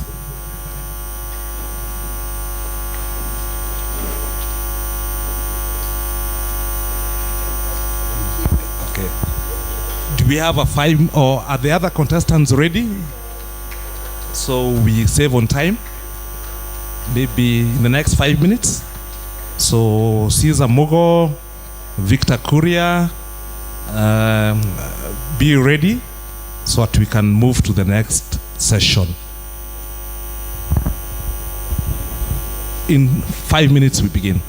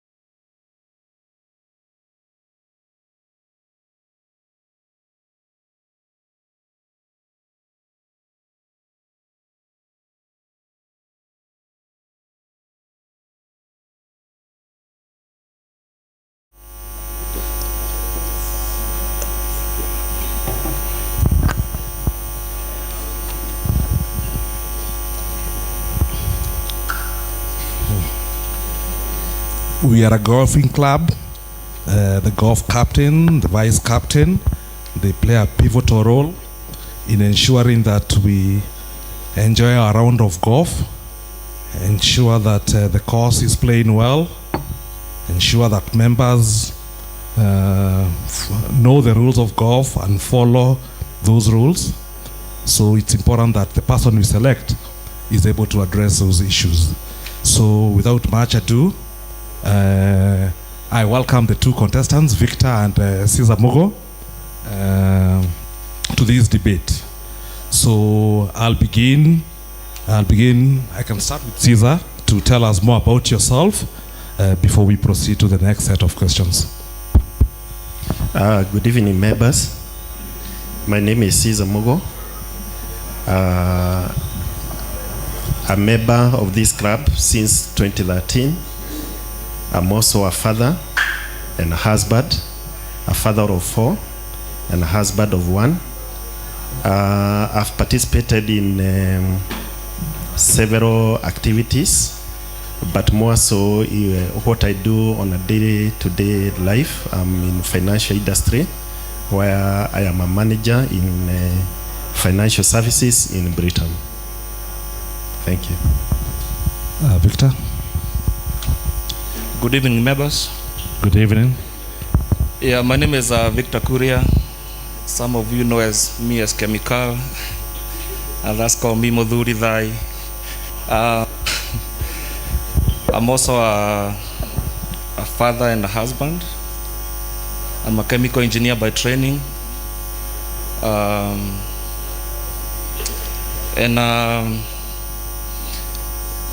don't know how to explain what I do, but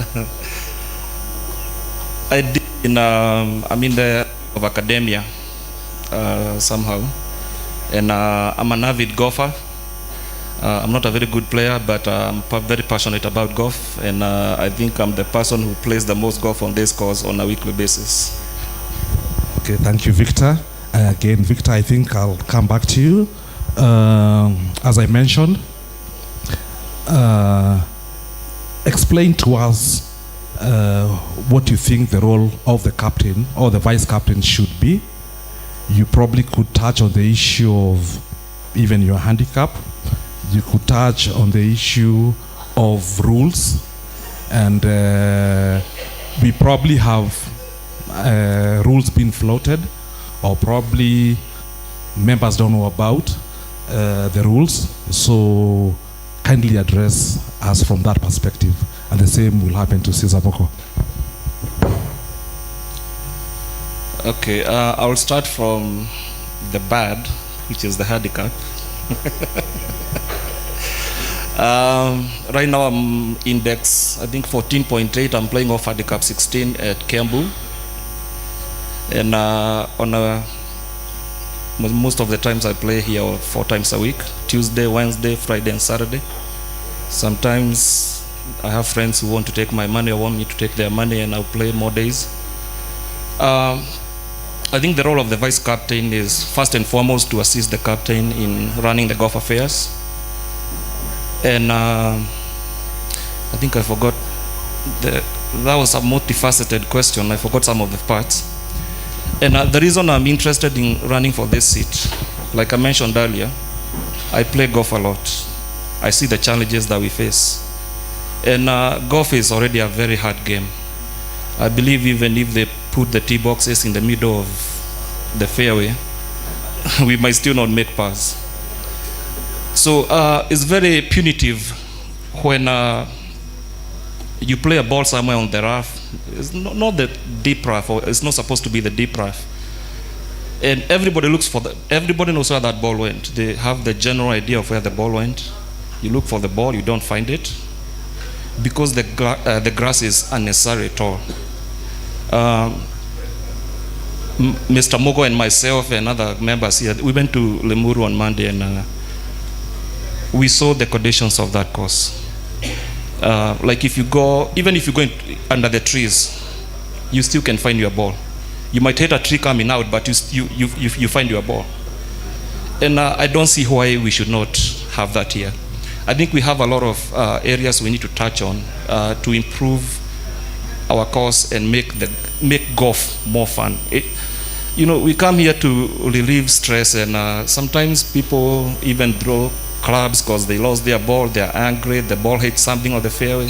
Sometimes we cut the grass, we leave a heap of grass over there, the ball goes underneath, you can't find it. And I think we can do better. We are a very small club, we have a very small course, a 9-hole, and we have a very big membership. I think we can do better in maintaining our course. Cesar, the same questions on handicap, what you envisage the role is, and I'd also ask about the rules of golf. Thank you, moderator. I think as a captain, the captain should be able to promote excellent team spirit in every event that is being played, where each and every person who comes to the course, whether you are high in handicap or you are low in handicap, you should be able to enjoy the course. So I think one of the things that the captain should be able to do is actually to encourage everybody to take to the course. And this he will be able to do by ensuring that the conditions of the course are good, ensuring that the course is playable, and of course maintaining the fairways well cut. And I'm a strong believer that we should be able to maintain the flora and fauna, because when you go to the deep of the laps, we should be able to enjoy, the beauty of nature there. So sometimes, for me, I believe if I go there, because occasionally you can be able to get yourself there, you can enjoy something else besides playing a bad shot from there. On the rules of golf, I know these are keeping on evolving. As a captain, I would take it as an initiative that during the presentations, you can take 2 minutes to familiarize people with the common rules that are there. We know the very common rules are the ones that are normally abused. So I would take a small break of about 2 minutes or 3 minutes just to familiarize people on some of the common rules. I'm index 8.5, praying handicap 9, so probably today I may drop a little bit further. Thank you. Thank you, Caesar. Again, I'll encourage members. I think one of the ground rules was let's not show emotions when they're on the podium. We'll all applaud them at the end of the session. Asanteni. I think, Caesar, you still have the mic. And we're on financial issues. And golf, that's what it is. But we have financial issues to deal with. You've had the debates that have been there. What is your take? And especially, how do we get more revenue from golf? More revenue coming into the club? Thank you, Ken. I think one of the ways of getting more revenue, if I may talk from the golf perspective, is having many tournaments being played, getting many sponsors, and these we can do through partnering with the club members, with corporates and individual groups, because the more players you have who can be able to take to the course, the more revenue that you can be able to get from the players. In terms of probably the challenge that could be there, I'm a student of accounting and economics, so I'd just go for prudent use of the finances that are available and prioritize the projects based on the finances that you have, not on expected income. Thank you. Victor, the same question. The floor is yours. Yeah, so on revenue addition from golf, I also think that having more tournaments would help us. Because usually here we see a lot of traffic on Fridays, but the rest of the week, like today, maybe you may find there's 50 golfers on the course. Saturdays, for some reason, people don't show up here. And I think what we need to do is have a better management of with the starter, because like last week we had a clergy tournament here on Monday, and we played Stablefall because we were expecting so many people to be here, but only like 60-something people showed up because they think that because Kiambu is a 9-hole, there's going to be congestion and we're not going to be able to play. So they end up failing to come. There's no congestion, the club doesn't make money. If we can, I think it was Nyangi's or Diaki's tournament. One day they squeezed out like almost 150 people. So if we have better management, and those days, I'm nothing against Morioki, but that guy they brought over there was very tough on us. And I don't know if Morioki is not tough enough, but we need to have better management with starting and making sure that people are turning seamlessly. People are starting seamlessly. And there's another issue that is very, I'm very passionate about. There are these people that, and we all know someone like that. We know that if that person is in front of you, they are slow, they know they are slow, they're not going to give you a through to play ahead. So you see, like there's 2 fairways clear ahead of them, you are congested behind them, and they're just there, they won't let you go through. If elected, I think we should start by DQing those people until the mpaka wati. So there's no reason you should be holding the course. Watu wanakosa kumaliza, maybe they are visitors, wanasema Kiambu hata ukienda umalizagi, so I'm not going to go there again. Okay, thank you, Victor. I think we are getting to tunafika wakati wa kutamatisha. I have to ask you, how do you engage your membership those who are already members, aspiring members. Number two, I would want you to tie these with conflicts arise in golf for whatever sort, marriage. How do you want to resolve that?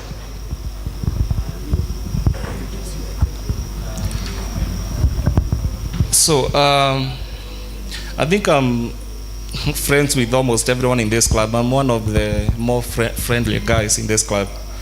And whenever I meet people, I'll say, Mudhuri Dhai. I'm very friendly with people. But being friendly does not mean that you are going to step on my toes and I'm going to let you step on my toes. I'm also a stickler for discipline. And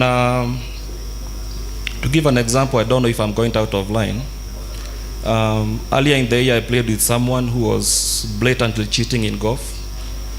And I did something about it.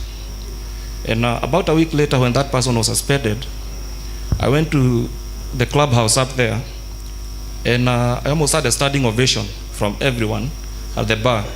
They were telling me, we knew this guy was doing this, we are very happy that you did it. And my question was, why didn't you do what I did?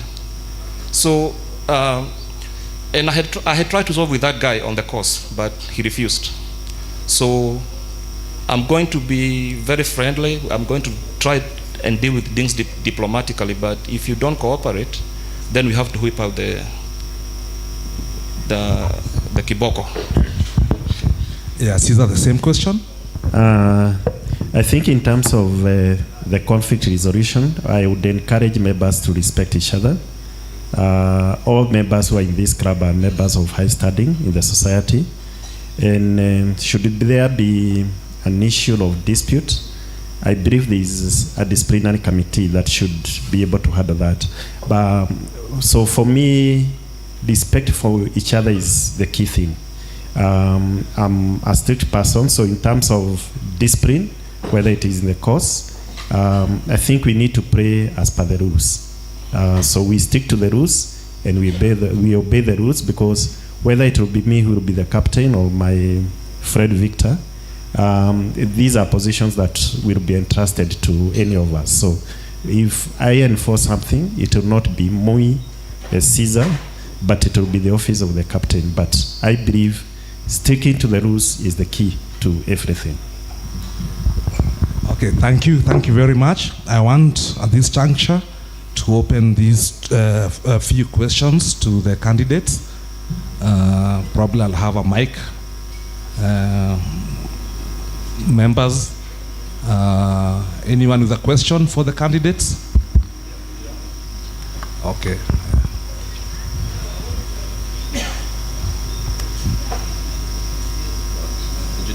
Yeah, thank you so much. Mi naitwa Engineer Mukoi. I have a question maybe to the two candidates. They can maybe one is clarifying. I think from Caesar is that is it there is no commitment to improve on the rough in the forest there to make our pitch very beautiful even under the trees. I think that's one. The other one is maybe to get the from the two of you. For us who play golf very early, especially on Fridays and Saturdays, we usually meet the tractor there carrying the stones to set up the fire. So by the time we finish, there is nothing from the sponsors. And so as golfers, we feel like we are being denied every time there is nothing. And we hear the other people saying how beautiful I don't know what is your commitment to improve that. And finally, I joined this club at a time when there was, let me just use it correctly, monorization, almost harassment of new members, almost where you feel like unless you came with a big team, you will not fit into this club. And most likely you find new members dropping out, not playing, not becoming, what are you going to do about that? Can first take that, so we don't lose track of the questions is asked. Okay. I think I can take. I think there is one specifically to me by engineer. I'm committed to improving the condition of the course. I said that we need to cut the fairways, and in this I know we can involve even the club and the leadership, because we can be able to buy even good machines like the tall machine, so that we can be able to cut the fairways in a good way. If you look at the short lap, they are like today they were cut well, and I did say that we need to maintain the flora and fauna. I believe in this course there are still places where you can be able to get some rabbits, some antelopes. So we need to maintain that natural beauty. And in most of those cases, engineer, like if you take Index 1 just next to the fence, if you hit your ball and it goes there, surely you do not have to blame anybody. So what we are saying is we will maintain the course and we make it to the best of the conditions that you can be able to play. In terms of the new golfers, it's a bit unfortunate if anybody has been more harassed because I believe the experienced golfers are the ones who should be able to encourage the new golfers to play. And for me, I've been one of those persons who have encouraged as many golfers to come and play. I do also play with the new golfers. So this is something that we should be able to encourage the general public, that should you get a new golfer, remember at one point, even for us who started at handicap 28, we once played those high handicaps. So it's not a crime for a new golfer to start playing handicap 32 or 48. It's good they get somebody who can be able to support them. And as the office of the captain, I don't think that is something that should be encouraged. Nobody should be bullied. Nobody should be harassed. So we should basically be able to cultivate team spirit and encourage the new golfers to play. Yeah. There's one more question. Yes. The question of the early golfers.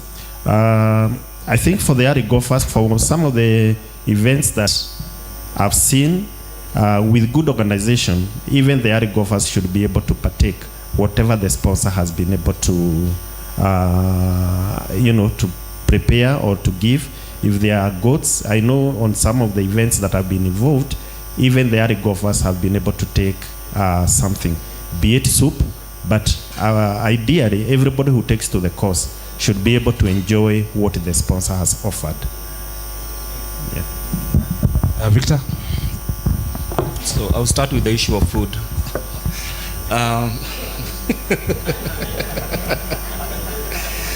I think that's mainly a function of the sponsor. I've been part of sponsorships where people ate in the morning to their field. The sponsor has to organize with the people they have invited to cook for them to make sure that everybody eats. As far as the cutting the grass on the course, as much as I may agree with Caesar about the flora and fauna, we've been to courses like the Great Rift, where there's a lot of zebras and antelopes, but the course is also very, very playable. When you're trying to welcome those new golfers who are likely to play shanks and hooks and whatever, that person may lose 10 balls on a good day because they went to the trees, and they are doing what each one of us did. And if that same person goes to another course like Great Rift or whatever, or Lemuru where we played on Monday, they will not lose that many balls. I think golf is already hard enough. It's unfair to keep those to keep our course in that condition. It's unfair. The other question was on welcoming new members.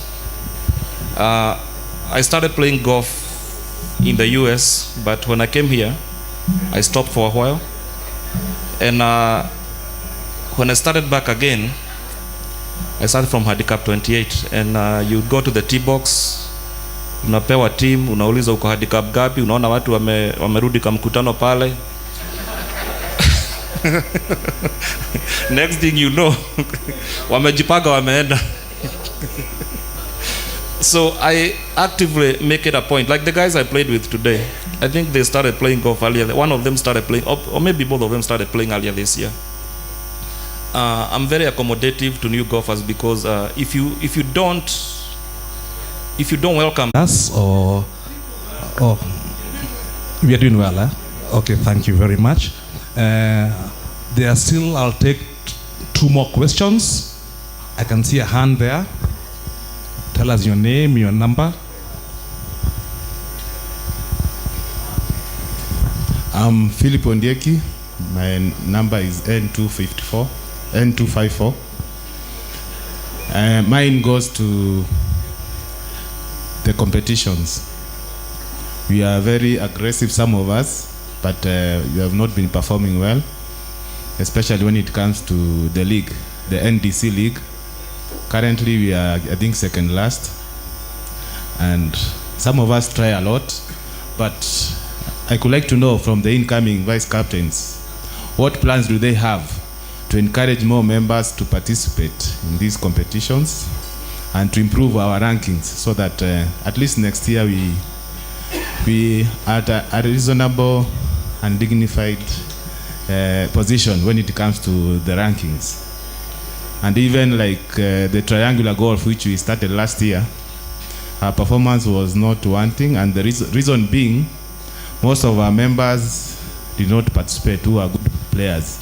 I could see a member from Kiambu of handicap 30 or 32 playing with the handicap 7 of Ruiru. So that one, there is no competition, and it's as a result of members not willing to participate. So what plans do you have to encourage members to participate in these competitions so that our club can shine? And it's very good to win, like the way we won the Patrons Cup. It was very exciting. We painted the Modaiga red. Everybody noticed Kiambu. So I'm looking forward to such winnings. Kindly, briefly, you can tell us the strategy you have that will make us improve in these competitions. Thank you. Yeah, thank you, Chairman. One more last question, then okay, 2 more questions, and we wind up.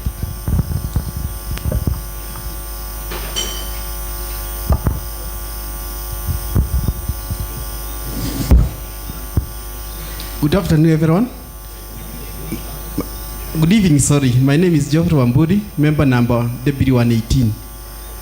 My question to the candidates is about the rule school.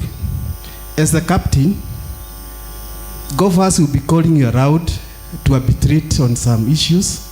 So if you are not competent on the rules, you may make the wrong ruling. I want to understand whether any of you has attended the rule school and at what level. Because as a captain, you'll be expected to make the ruling based on the rules, knowing the rules of golf. Thank you.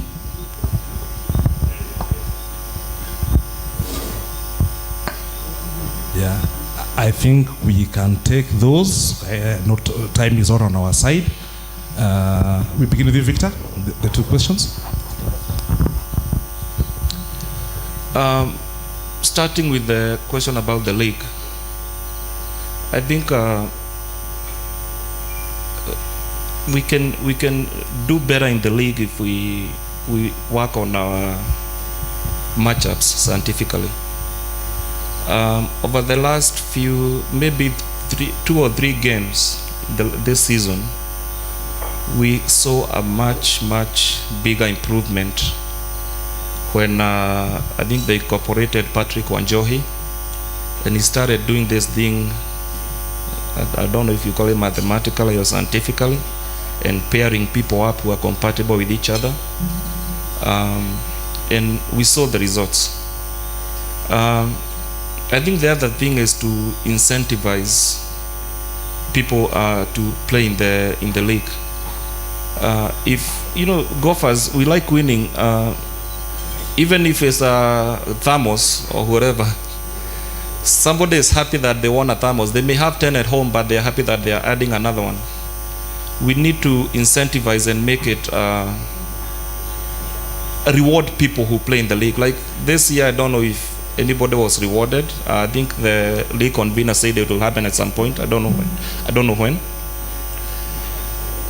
And we have some very good members who play very good golf here, like Stanley Mogo and Ikonya. They call themselves Team Muiko. We need to find a way to get those guys to play, even if it's home games alone. Some people like Alex Guno, if we can get and Martin there, although Martin he's averse to playing on Sundays. But if we can convince him that he's not going to go to hell if he misses church for 2 Sundays only, I think that will work in our favor. The other question is about the rule school. I will not lie, I've not gone to those classes, but we live in the age of information. You can almost find any information you want to find online. And we also have those rule books that every member is given when they're joining the club. Like today we have an issue where somebody played my ball, and there was an issue of whether it's a 1 or 2 stroke penalty. Google was our friend, and we had an answer in about 30 seconds. Caesar? On the question of the league, what I would do is I would talk to the good players. I know they are there, and there are many, so that they can be able to participate in the league. I know this year we participated. I was one of the persons who participated in the Patrons Cup. We saw the team spirit that was there, and basically that is what I would cultivate, that many players would really, volunteer themselves to participate in the league, and also in the other competitions like the Patrons Cup, which we participated for the first time and won as the Kiambu team. In terms of the Luz, yes, I have not attended the Luz school, but I'm well versed with the Luz. So the sessions that will be coming, I'll make sure that I'll enroll. Thank you. Yeah, thank you. I think we are concluding. I'll want each of the contestants to give us their parting shot, ask for your vote before we go to the next group. So, who wants to go first? Yeah, I can go first. Like I said, my name is Caesar Mogo. I'm asking Habre for your vote as your next vice captain. I'll work with everybody, both the new and the experienced golfers. I don't want to call them old golfers, so that we can be able to bring this game of golf to another level. We know it is a difficult game, and like the question that was being asked by Engineer Mukui, we'll make the course playable, and you'll be able to enjoy. So I'm asking for your vote. I'll be able to involve many people in the organizing of the golf activities. Like the golfing committee, for me, I believe in delegation and getting the best of the brains. I know people like Kiaro, though they are not well utilized here. He's somebody that is well exposed, and we can be able to give him a chance to serve this club in the golfing committee and others, so that we can all be able to make it better and good for everybody. So for me, I promise you that if you vote me in, I'll be able to serve you as your vice captain, and together we will make Kiambu great. Thank you. Asante. Victor? So let me reintroduce myself. I'm Victor Kuria, and mine is I'm seeking to bring some kind of sanity. Especially, there's something I forgot to mention. Two Wednesdays ago, I played golf with my friend there, Simon Miner, and his caddy was both very stinking of alcohol, and he was not hygienic. And I don't know how long we are going to tolerate this, because for those of us who have offices, you don't go to your office drunk, you're going to go to your office and clean. And it was very shameful. We went to Vet Lab for the league, 2 months ago. Some people carried their cadets from Kiambu. Almost 90% of the men cadets from Kiambu did not get into vet lab because there was a breathalyzer and they were all drunk. That's an issue we need to address. I don't know how long we are going to allow people, because some people pass by you and you can smell like that, and I don't know what alcohol it is that they drink, but it doesn't smell very nicely. It doesn't smell very well. So we need to bring sanity on things like that. We also have some safety issues on our course, not security. Although today there was some kids who walikuwa wamepenya pale T-box of number 9. We saw them there playing. I don't know how they got there, but we have some safety issues. When it rains, that section between ladies T on number 1, number 10, kwenda hapo, I almost fell there the other day. I actually made it. I actually fell on going from number 11 down the fairway there. We need to address such issues, and we all know those issues are there, and I don't know why we don't address them. Because I play golf like 4 or 5 times a week on this course, and I'm very accessible, I think together we are going to address those issues and make sure that our members are safe. Nilisikia kuna mtu aliaguka, they dislocated their leg the other day on the course here. That should not be happening. We can do better than this, and your vote for me will make sure that we rectify all those issues. Thank you. A big round of applause to the 2 contestants. Asanteni sana. Thank you very much. Asanteni sana. I propose we don't take any break. And I would want to invite the contestants for the vice chairman, Jane Kanyi, Kenneth Shege, to come to the podium. Timekeeper, I think you confirmed you're there? Yeah, good. Okay. So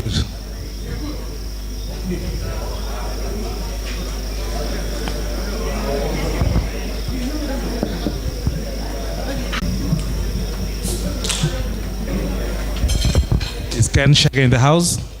I'd seen him earlier. Oh, he's here. Okay.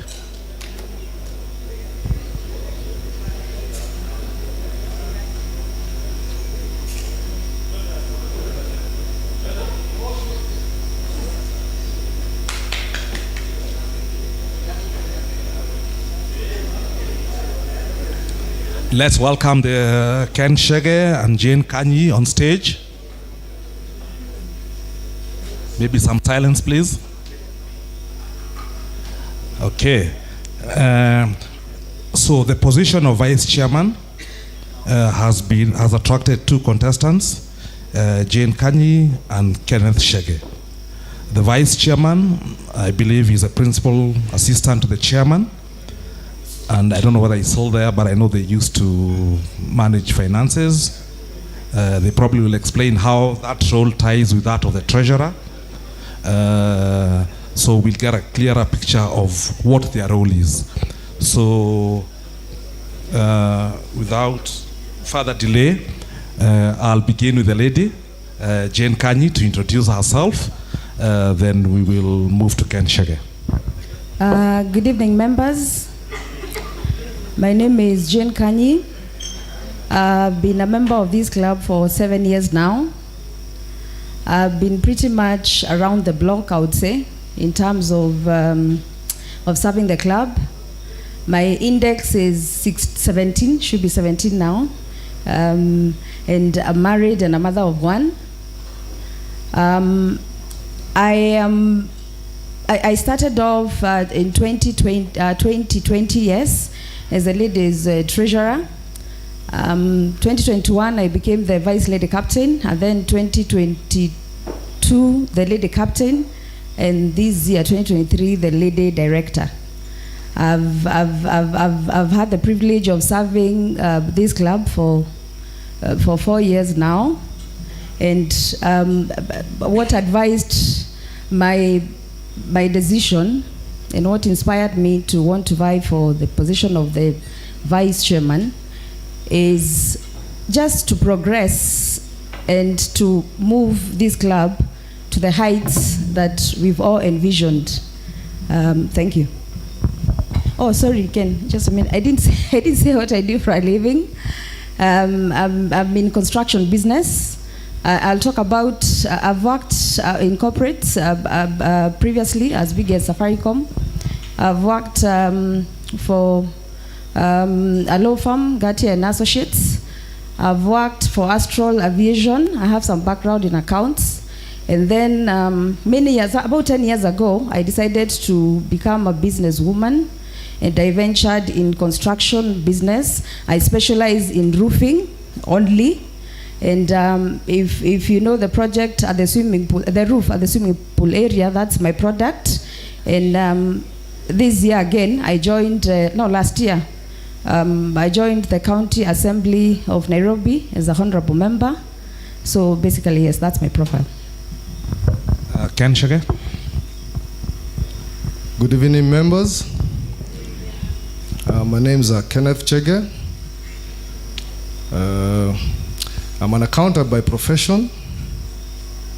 I'm married, father of 4.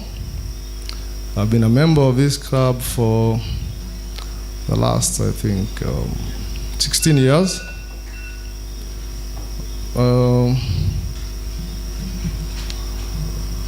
What else? Yeah, and I'm vying. I've been trying to join the board for the last 3 years. I know it sounds funny, but I've tried it for 3 years to become the vice chairman of this club, and I'm hoping that this year will be, my chance to become the vice chairman of this club. I bring in an accounting background, and I'm happy that you said that we need to explain our role, because the article says that the vice chairman is the accounting officer for the club, but now we have a treasurer. And thank you for this chance to be in this debate. Thank you. Again, I think again we'll come back to you for you to elaborate further on financial management. What will be your advice? What will be your input when it comes to proper management of our finances? That's number one. Number two, I don't know what ideas you have when it comes to additional revenue. The other side is on managing our costs. What is it that you intend to do that has not been done? Financial management. I think you're talking about revenue management. Revenue management, first of all, for a members club like this, where you are doing your work pro bono, first of all, you must have an interest, and you must be committed. You must have the background, the financial background, which I do have.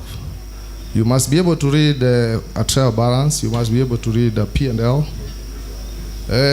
You also must be able to prepare a cash flow statement. Most important, you must be able to be abreast to the day-to-day running.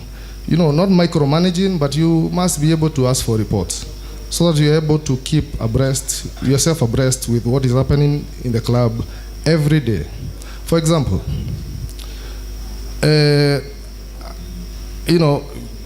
we have had a scenario today which I don't think was very good, where we have members who are classified as fully paid up, yet they do not exist. For me, that is a lapse. It shows that there was no proper follow-up in terms of what is happening financially, in financial matters. How would I help? As I said, it's hands-on. You have to, if you want to do a job and you have, dedicated and given yourself to do the job, you must give time to it. You must study those documents. Study the report that you get, interrogate it, and ask questions, so that we don't have, information flowing that is not correct, and you have to be corrected by members, every other time. Mistakes do happen, we are human, but we do not need that going forward. I didn't get the other. The other issue was on generating additional revenue and also managing our costs. Management of costs, for sure, is of course you have to manage privilege if there's any privilege. Of course you have to manage costs in terms of how you purchase, how do you tender, how do you, procure. Procurement process has to be, very clear. That is how you manage costs. In terms of how do you build up our revenue, the biggest spenders in any economy is the younger generation. So we have to provide facilities in this club that will encourage those people to come and spend their money and spend their time here. That is the only way you can build up your revenues. Yeah, can you probably repeat the questions? So the issue was we're on finances, how to effectively manage our finances, how do we generate additional revenues, how do you manage our costs? I think number one is to establish where the cracks are in our finance docket. That is key. We can collect a lot of revenue at Kiambu Golf Club from the course, from the hospitality docket, but if it does not come back to us as the end user and give back to the membership, then there are gaps. So first is to establish, are we well structured in our finance docket to ensure that the money that comes to the club through membership or through any other stream is serving the membership. That is number one. And then the other one, you asked me about the amenities, the facilities. How to increase revenue? How to increase revenue is also to identify areas or facilities within the club that we can improve, that can attract different the demographics of the club. Say like the children, they are a big stream of revenue. So how can we attract our children? Like I see Thika Sports. If I was to use it as a benchmark, they have a swimming pool, and on Sunday I think it's one of the busiest place. So such a facility like now the Range Bar, we can commercialize this place. We can host weddings, we can host parties here. I'll just ask for silence, please. Silence. Yeah, so we can have events here, we can have weddings, parties, birthdays, and I think from that, and I think coming into the strategic planning this year, I envision a plan to have a big swimming pool, maybe an Olympic swimming pool here, so that our kids can come enjoy this, because the other one is a bit small, and then when people, thank you, Jane. The mic is still yours. As vice chair, you really are vying for a position of, a high leadership position. How would you engage your members, the members of the club, and tie that with the issue of conflict resolution, and also tie it up with the WhatsApp groups, the various WhatsApp groups we have? I think I'll speak as a person. I think I'm I'm a diplomat. I'm a very warm person. I've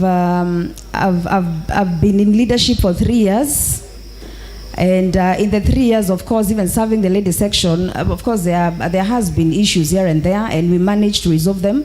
But of course, I would anchor resolutions on the policies that are in place within our constitution, so that I confine myself within that and maybe improve resolutions as we go. Yes. So that's on member engagement, and you've addressed it too? Yeah, the member, but I ran the Kiambu Golf Club social media forums. If you're on Facebook and you've seen it very vibrant, and Instagram, I'm the content creator, so I brought a lot of visibility to the club socially. So that's also a channel where I'm able to reach out to maybe the younger members of Kiambu. And I think also in our WhatsApp group, I would just say we observe decorum where we can. There are committees in place to deal with the indiscipline, the legal committee, and I think that will be dealt with there. Yeah, thank you. I'll just urge members to just offer us a bit of just respect, kidogo. Will be winding up very soon, so you give the contestants a chance to express themselves kindly. That's my request. So Ken, we are on member engagement, we are on conflict resolution, and we are on the WhatsApp groups, the communication through the WhatsApp groups. Yes, the communication through the WhatsApp group, well, it is fair enough. I mean, it has worked very well, because I mean, members are able to express themselves through, the WhatsApp group. And I mean, when I think we should have a WhatsApp group where there is communication directly from the board that does not require any response, and whatever requires an engagement, then of course the main group, which is Kiambu 1 and Kiambu 2, I think Kiambu 2 was disbanded. But I'm happy to say that WhatsApp now has expanded. We should try as much as possible to increase, to invite, all the membership.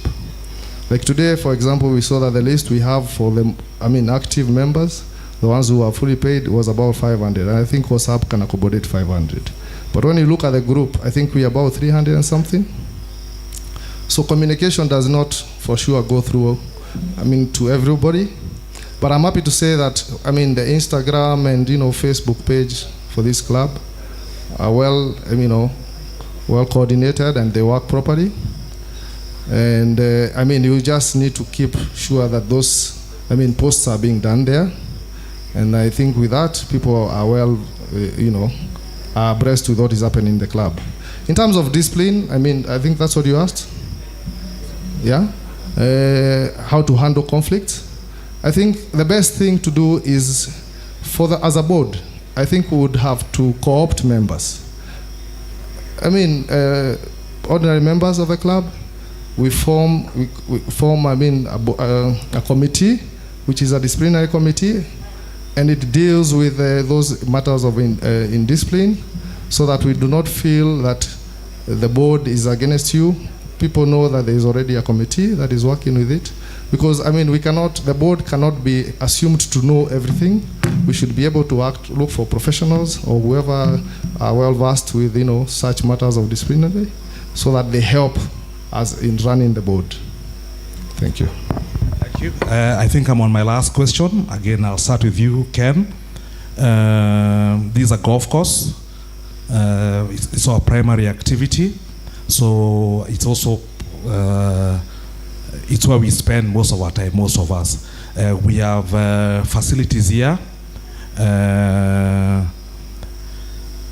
would want to hear from you. How do you enhance the facilities that we have here? And the same will go to Jane. And what are the possible improvements you will recommend? Thank you.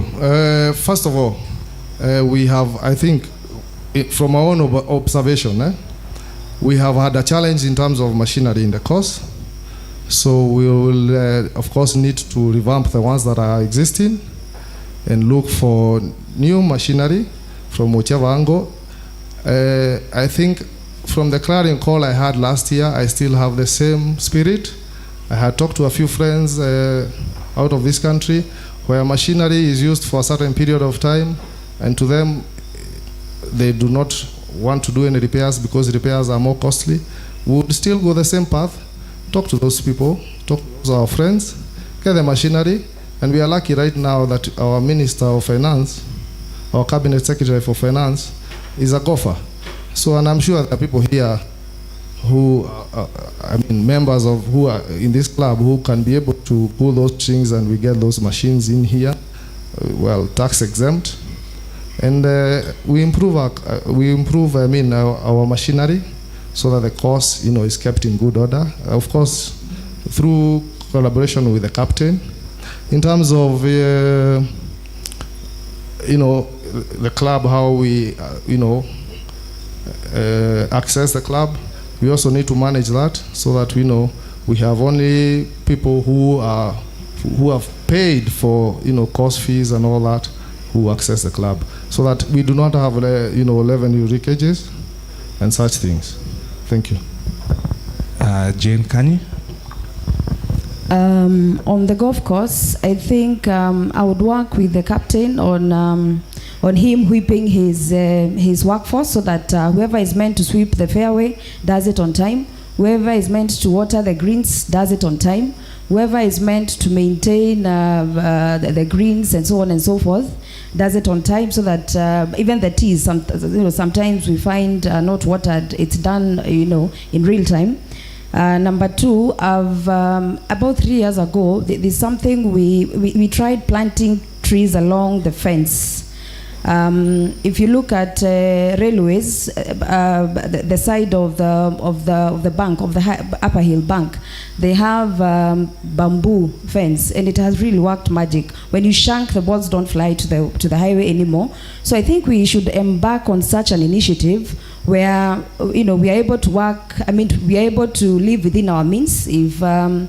If the facilitation of a fence is not there, then we can start planting, and also apples.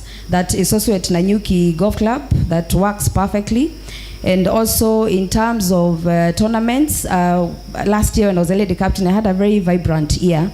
I had sponsorships, richly sponsored by corporate houses, that I would bring to Kiambu Golf Club. I envision corporate nights and themes at Kiambu. Why not? Yeah, thank you very much.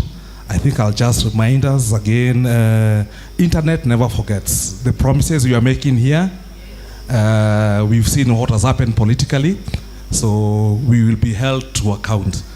That's just a small reminder. So again, I want to open to get questions from the floor. We can start maybe with 3, then we see how it goes. So, Chairman, can we have a mic here?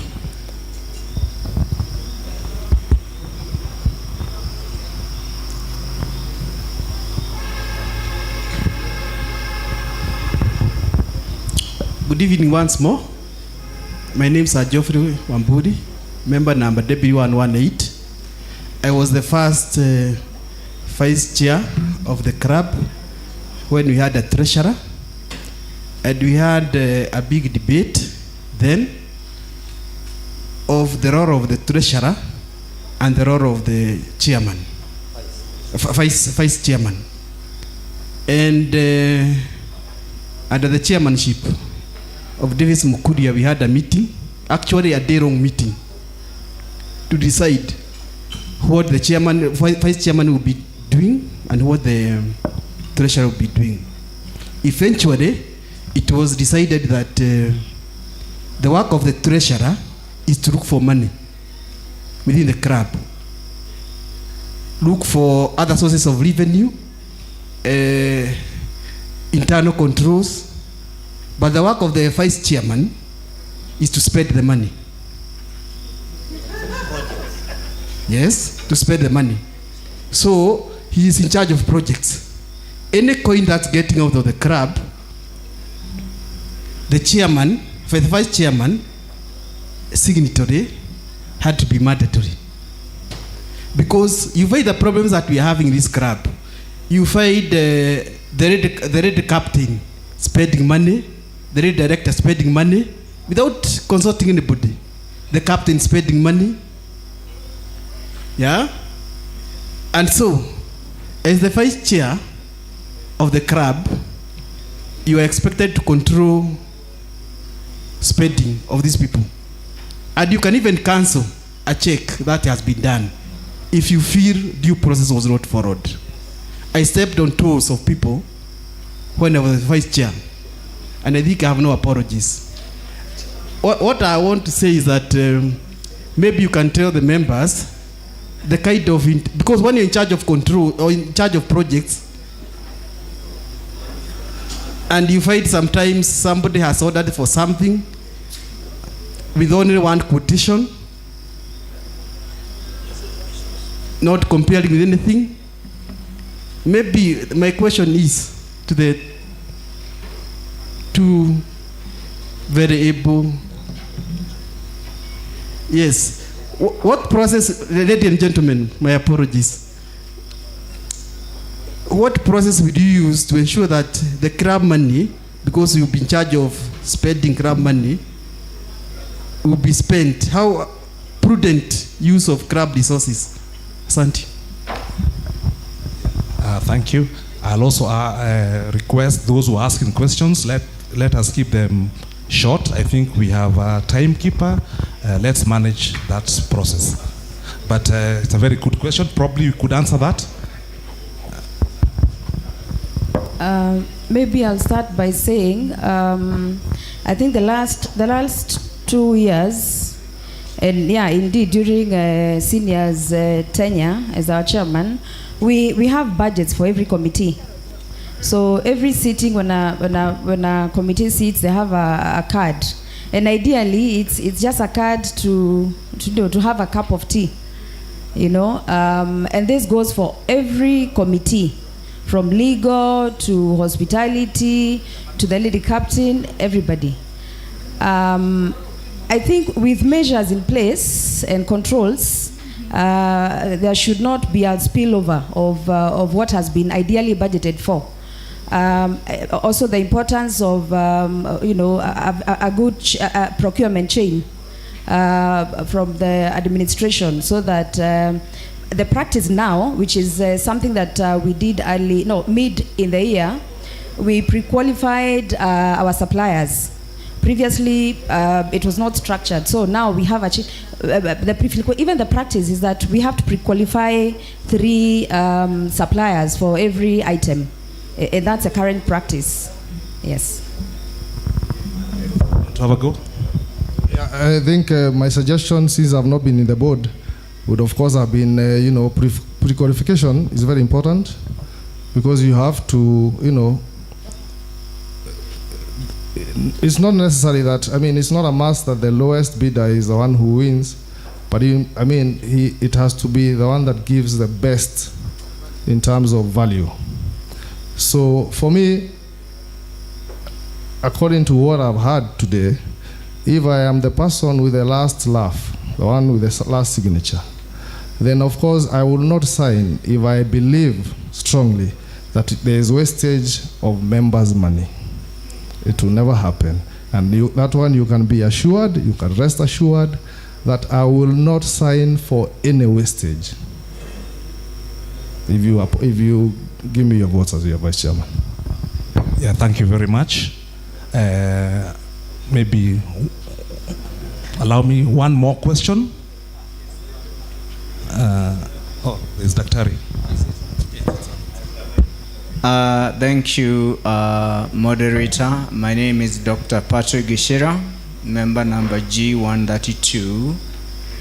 I have a question to the 2 contestants.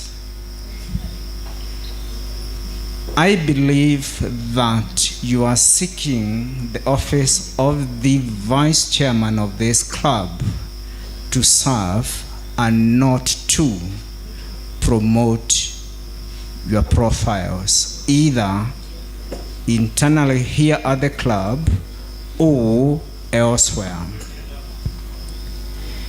If I am correct in my assumption, which I do believe I am, because I respect both of you, could you please share with us 3 key issues that you are aware of that are afflicting our club and you would like to support the chairman in addressing the issues for the future prosperity of the club.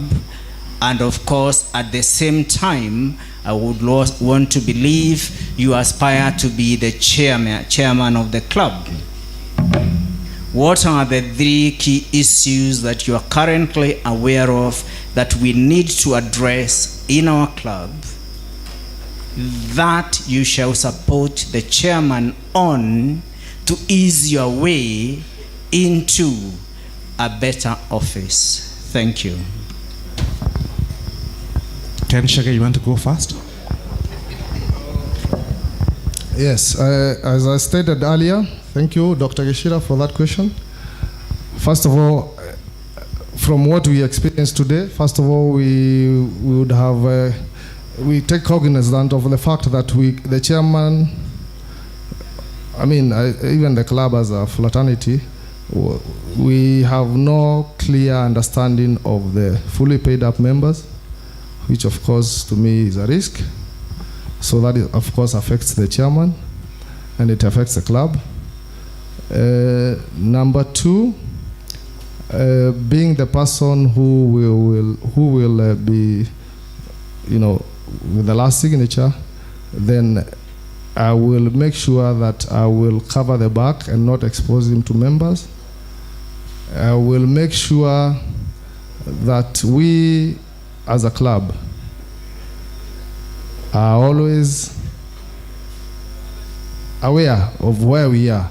We do not need, we have a system that clearly tells us where we are.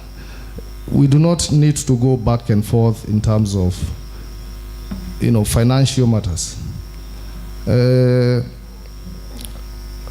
don't think I have seen anything else that affects our chairman as an outsider that I would talk about. If I was an insider, maybe I would give more insight. So basically, that is what I would see in terms of a chairman.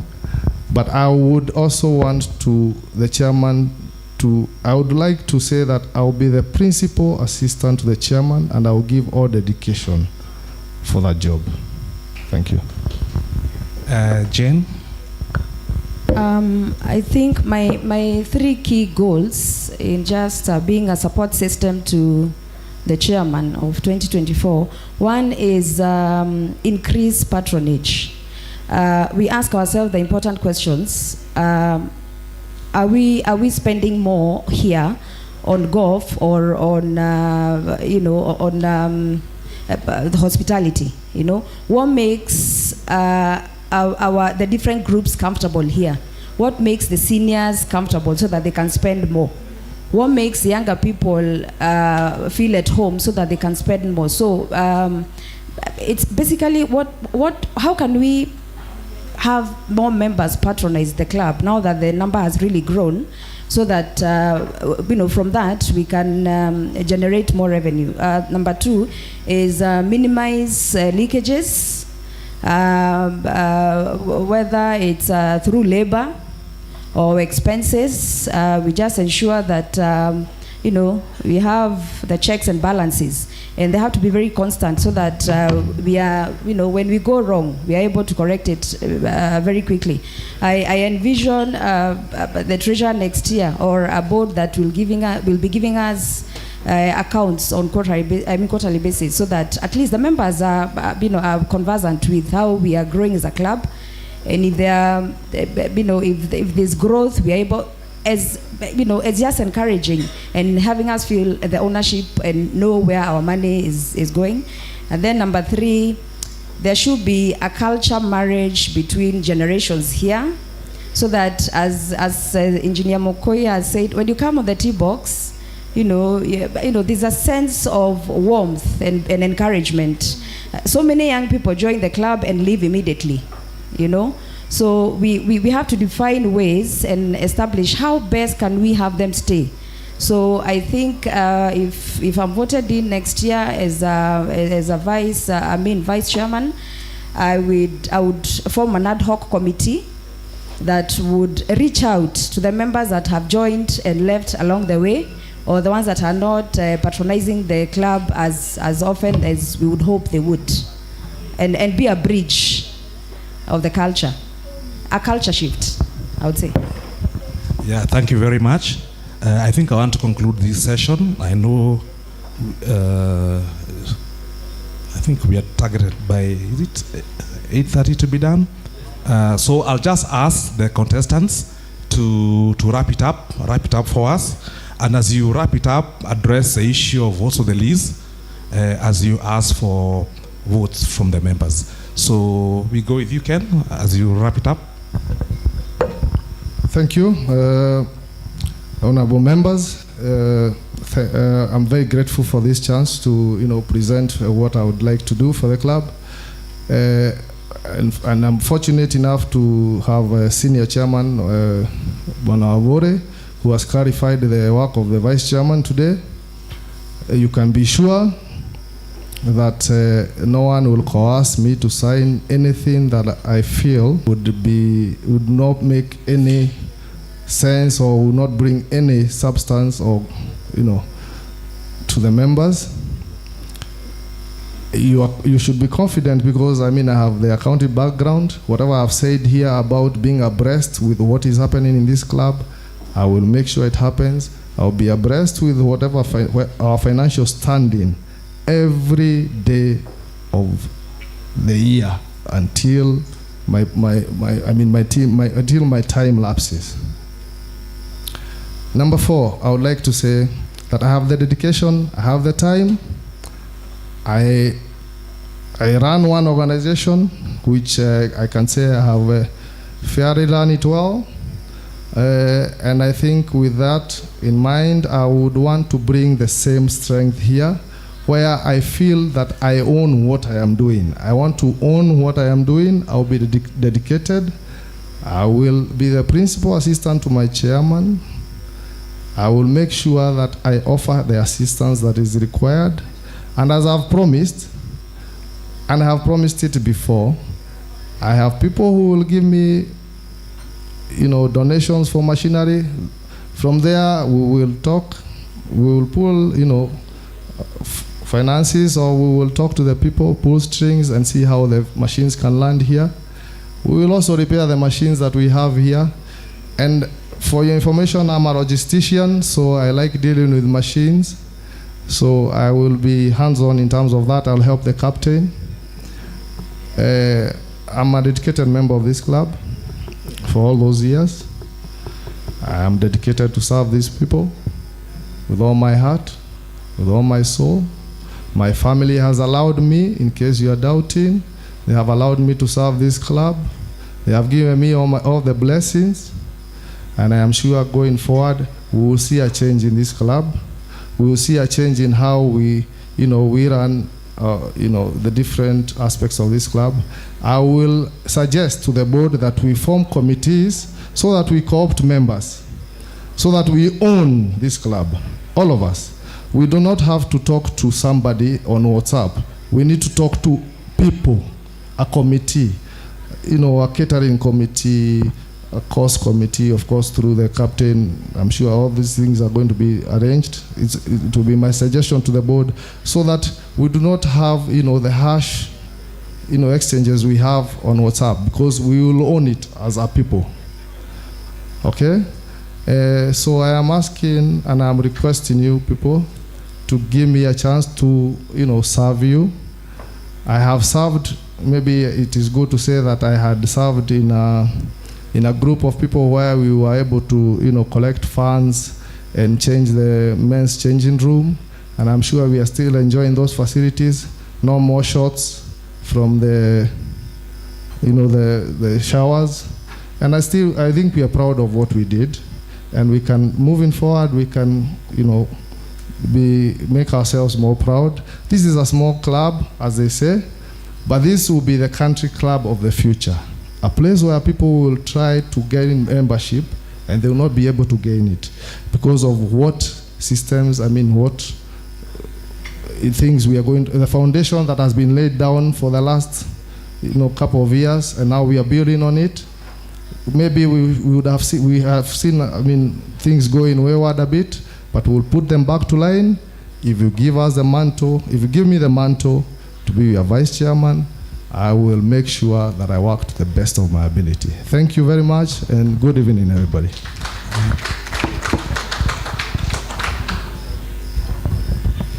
I address the list. The list. Okay. Yeah, so the list of this club is the elephant in the room. And I take pride in saying that I do not wish to preempt the chairman's report, but now that it is on the floor, I'll mention that after quite some time of back and forth on the procedure and the process of acquiring a lease, at least this year we managed to crack the first one, the basic one of acquiring our CR12. And I think on that is what we had been missing, I think, for the last a couple of years. So we have CR12 now.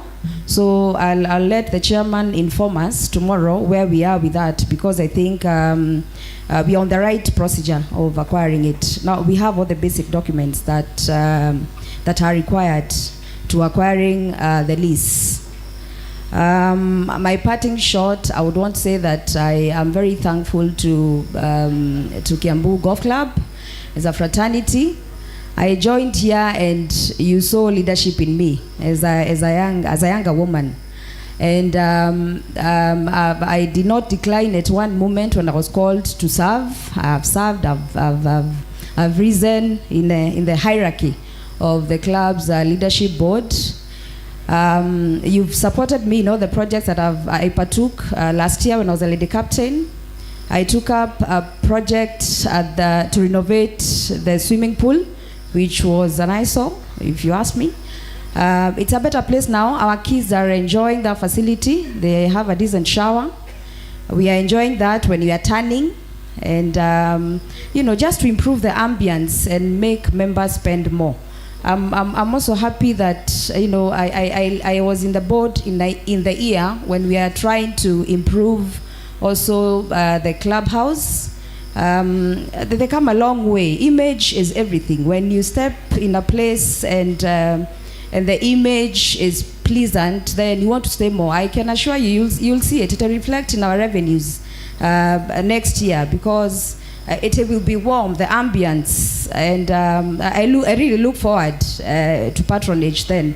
I want to say categorically that if you elect me, Jane Waruguru Kanyi, as your vice chairman, I will work with the board members that will be elected. I don't have any issues with any of them. And that is in observing just democracy. I want to thank you very much, people of Kiambu. Thank you for the support you've accorded me. I do not want to be voted as a woman. I want to be voted as a leader and as a person that has shown growth, a person who has beaten the dew. You know what I mean? I've walked the path. I've given myself and offered myself to serve. So I would want to be voted in on merit.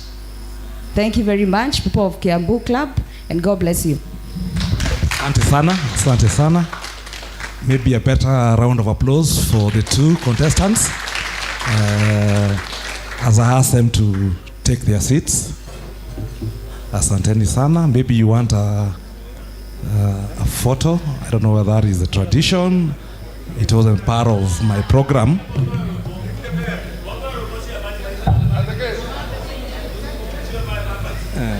Yeah. So asanteni sana.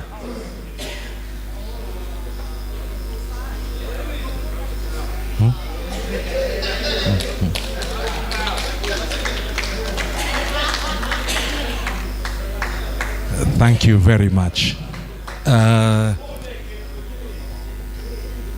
We are getting to the last of the debate. I probably will just request 5 minutes for maybe a bathroom break. 5 minutes as we await the contestants for the chairman's position. This is Lennox Mutua, and Thomas Kimari. So maybe DJ could give us a song for just a few minutes, then as the contestants prepare to come on stage.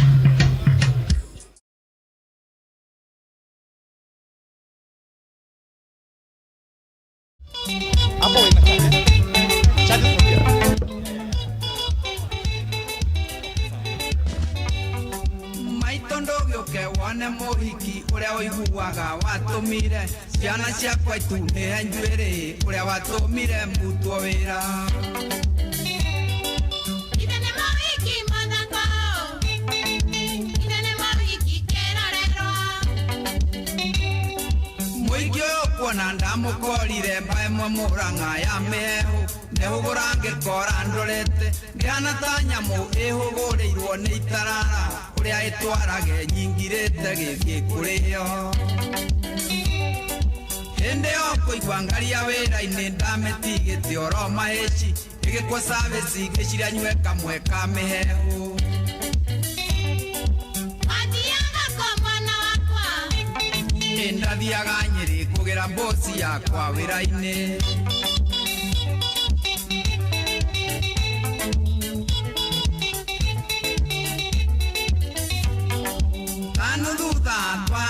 Tandũ mamenyanĩte mĩaka 10 aheaga ũhoro ngomba gwĩtĩkia ndahanaga toyũ thiũrũrĩtwo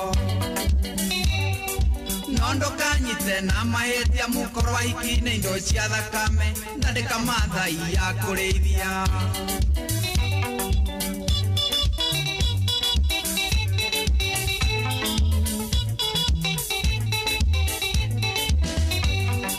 ngĩciria nguthũke oro mahĩci Excuse me. Ndire mũtoka nĩguo ndĩwonage ũrĩ hakuhĩ ndonirio wendo ũtarĩ mũrugũrie mami witũ thitima ciagwatio ngĩthitũka ngĩririkana nyuma wĩra-inĩ ngĩmwĩra nĩngũthiĩ ngĩmũhoya ndĩtikaba tũkonana mũthenya ũngĩ nake agĩũkĩra akĩhĩmbĩria akĩnjĩra no nginya menye gwake ĩkweri njĩre kũregĩaga ime kwĩna riũa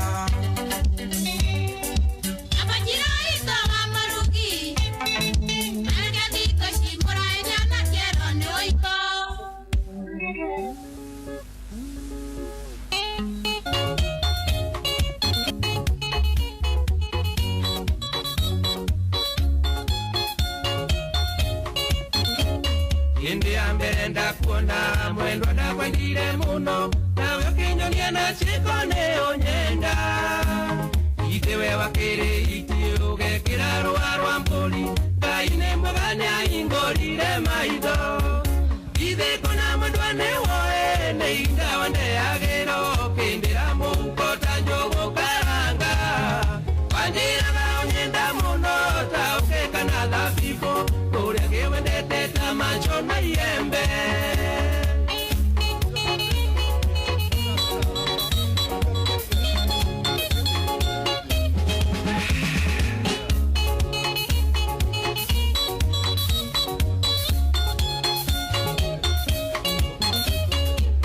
kunywa mũcuba mũgĩthekaga na rũme nacio ciana irĩgwo cũĩ no maithori Ngai ũrĩa mũtũra muoyo menya ndakĩrĩ njereri bathi ũrĩagĩrwo thĩno na weterere ithe kũna mwendwa nĩ woĩ nĩ ihinda wandeagĩra ũkĩndĩra mũhuko ta njũgũ karanga wandĩraga ũnyenda mũno ta ũkĩkana thabibũ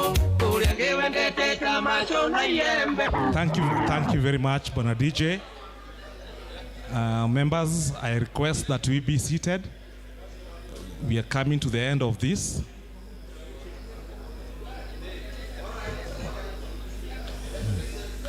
Kindly, let's settle down. Yeah, let's settle down. Yeah. So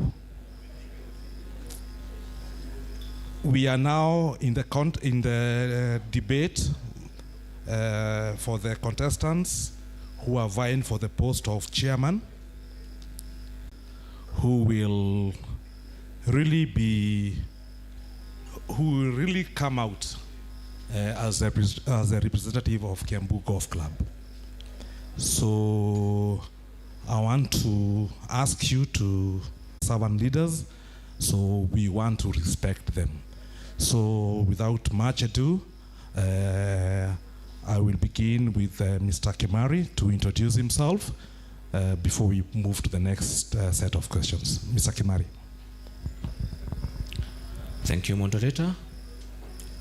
And good evening. Good evening, members. My name's Thomas Kimari Kamau. My name's Thomas Kimari Kamau, 53 years of age, a family man, married to one Grace Gadoni Kimari, with 3 kids, Evelyn Wairimo Kimari, 26 years old, Bernard Kamau Kimari, 17 years old, Chanel Jerry Kimari, 13 years old. I'm a bona fide member of this club, member number K298, for the past 16 years. I am the chairman, managing director of the biggest and most popular security company east of Nairobi and north of Rift Valley by the name Glatton Babs Security Services Limited, with over presence of 20 counties in Kenya, with an employee capacity of 3,000 plus guards and 500 plus alarmed clans. We've been in this business for the past 18 years. Before then, I was a civil servant working with the government as an administrative officer deployed to the Devant Kenya Tea Development Agency in Kiambu. I used to be the regional administrative officer. Went to early retirement in the year 2000 to start my vision of this big company. In terms of education, I'm well endowed. I have a diploma in security management from Kenya Institute of Justice. I have a degree in communication, majoring in public relations from Presbyterian University of East Africa. Poya. I am now I've enrolled for an MBA. To go back to what I do most, security, I've enrolled for my MBA. I'm now furthering in cyber security. Then, in the social front, before the social front, Glatton Babs Security Company is a family-based business. My wife and my children are all directors. They do day-to-day learning of that company, together with my employees, management employees, who are quite a big number. And that is why I see excellence. And may I take this opportunity to say thank you to my wife who is watching me around this time. May I also say that I am also the current chairman of the Kiambu Municipality Board. And that akin to the defunct municipality, I am the town mayor. I am here, and I told you in many instances, when I took up that job for the past 5 years, I've seen governments come and go in this big county of Kiambu.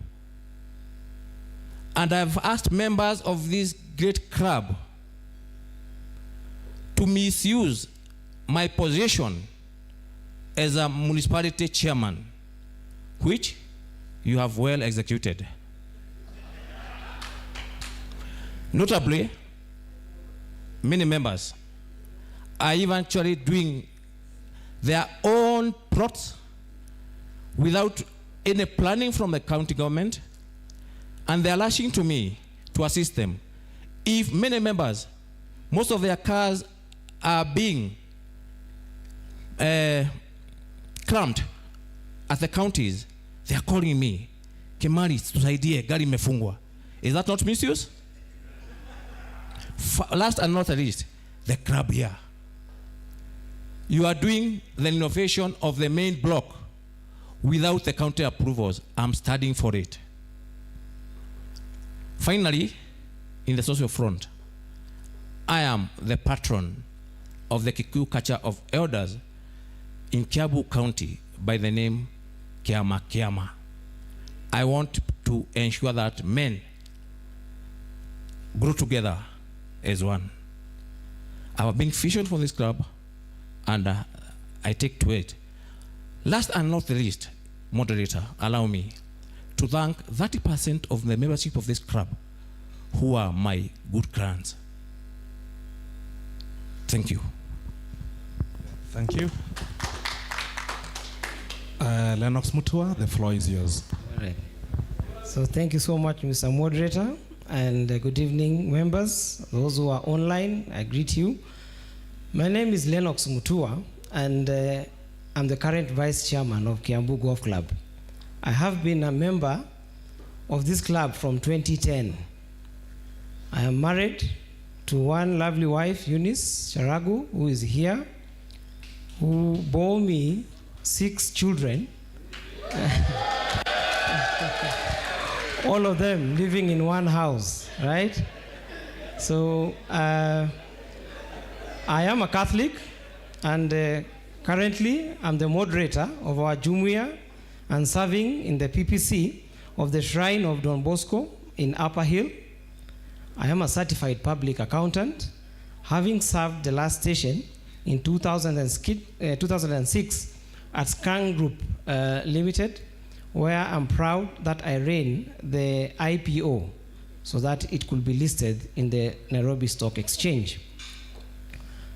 I am an executive director of Foundation Builders and International. That's an NGO that is based in the US, and it came and set up office here in Kenya. I am also a founding director and the CEO of Containers Africa Limited, where we sell empty shipping containers and do container conversions in East Africa, and we sell containers in West Africa. So I come to you having served as the director and the vice chairman of this club. Thank you. Thank you very much, Lennox. Again, back to you. You are vying for the position of chairman, both of you. I would want you to expound more on what your vision and goals are for our club, and we be specific in terms of the initiatives and improvements that we'd want to see in the visions and the goals of Kiambu Golf Club. Thank you, Mr. Moderator. So my vision is to expand the services and implement the, sorry? Behind there, you can hear me? Kindly. So my vision is to expand services and implement some key growth initiatives to sustain the club and return it to profitability.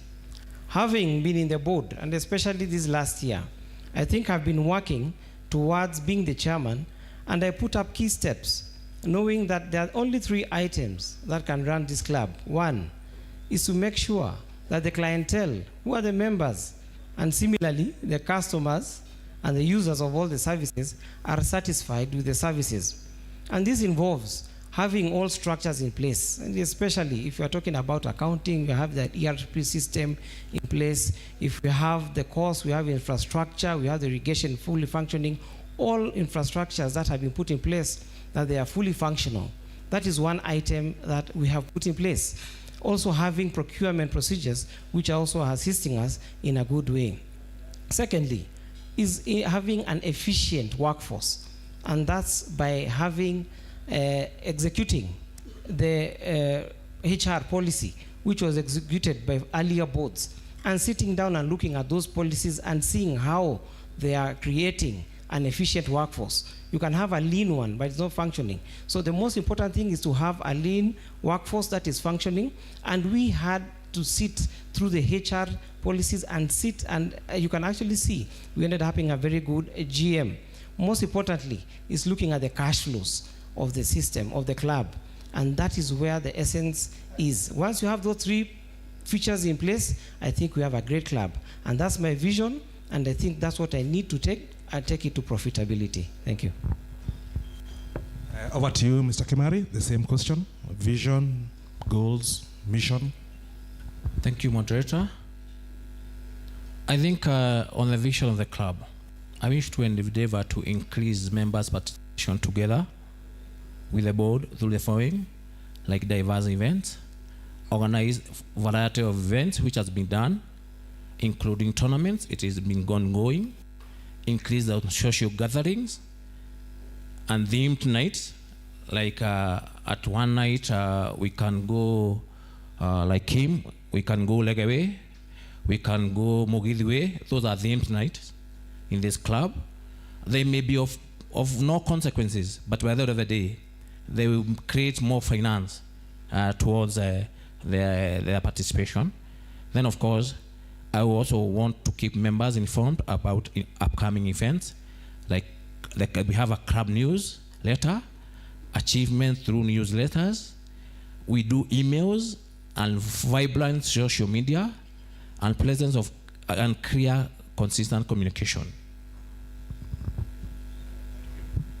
Still, Bwana Kimari, you'll be called upon to lead people with divergent views, ideas, that is likely to open up conflict.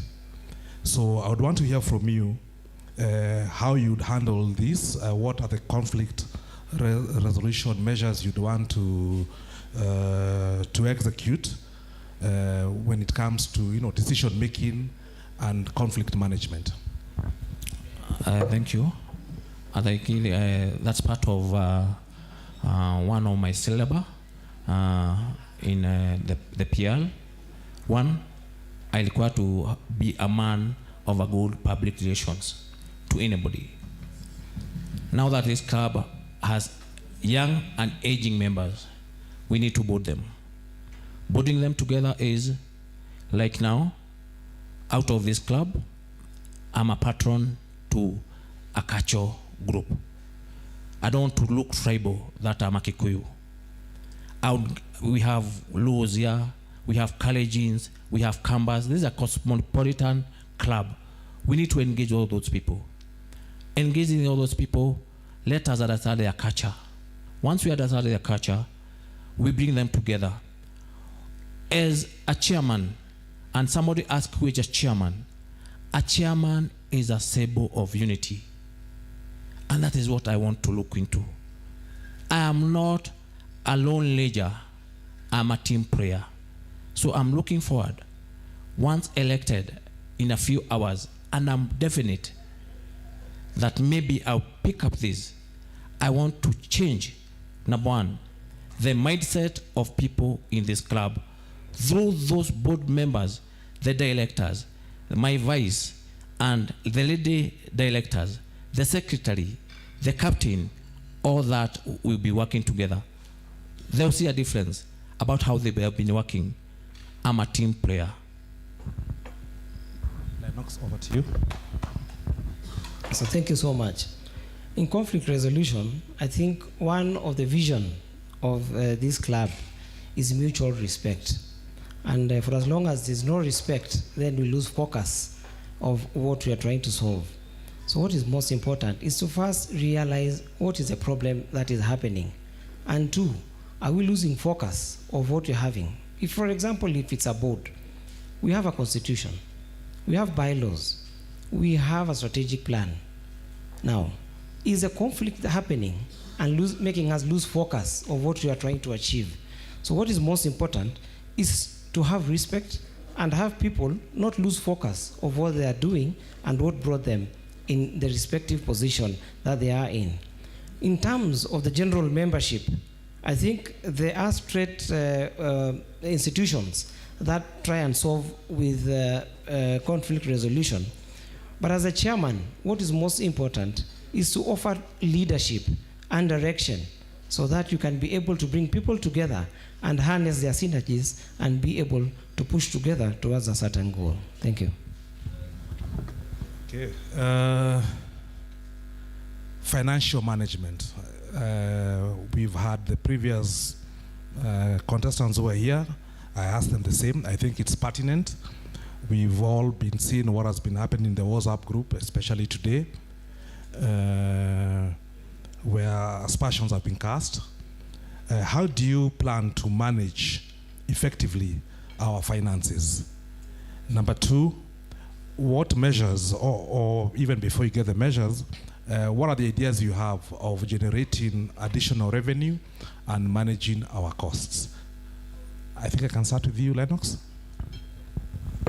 Yes, so thank you so much. As a leadership, I think we have to remain transparent and accountable in all ways and in everything that we are doing. This will be the focal point, and this will be driven by having continuous audits to the management. And as a board, we run our oversight role and see that all these reports are being done in the right way. One thing that I want to assure members, once I become the chairman, which I am tomorrow, is that we will be issuing quarterly reports, and this will start by the January 15th.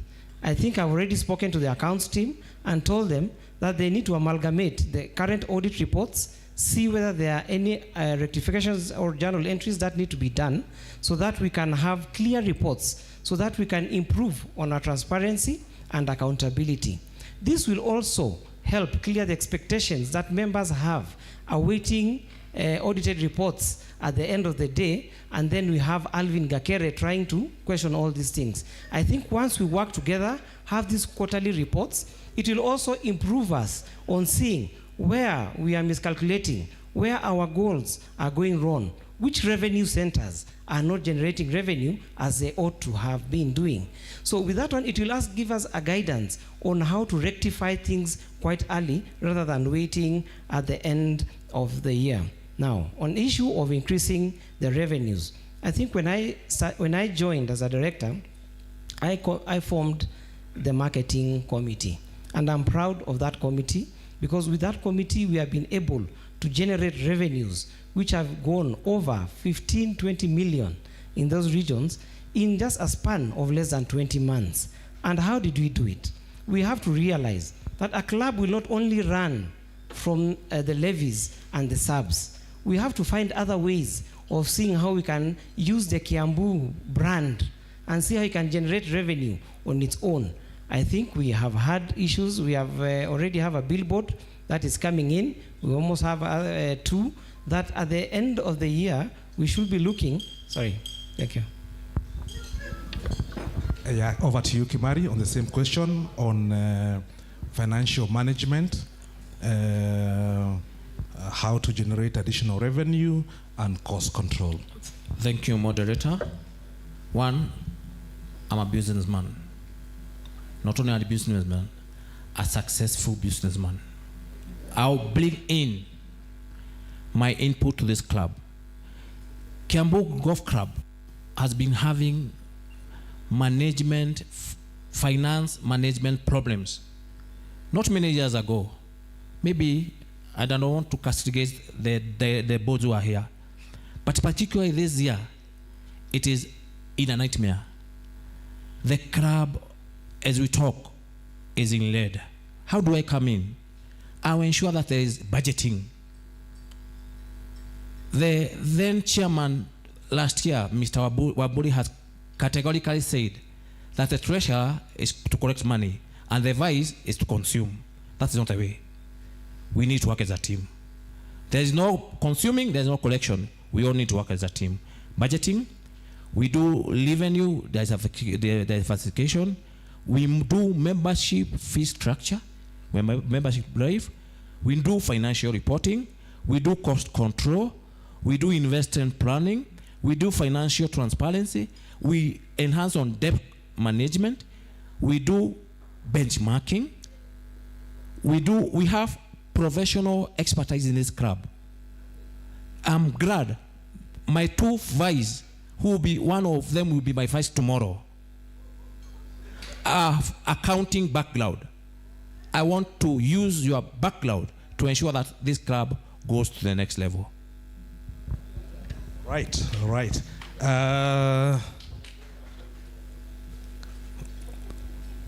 We are in a golf course. We have assets. We have facilities. What are your plans to ensure that the golf course is enhanced, the golf course and its facilities? Then number two, how will you balance the need for the different type of club members in terms of course facility improvements? Kimari, you can go first. No problem.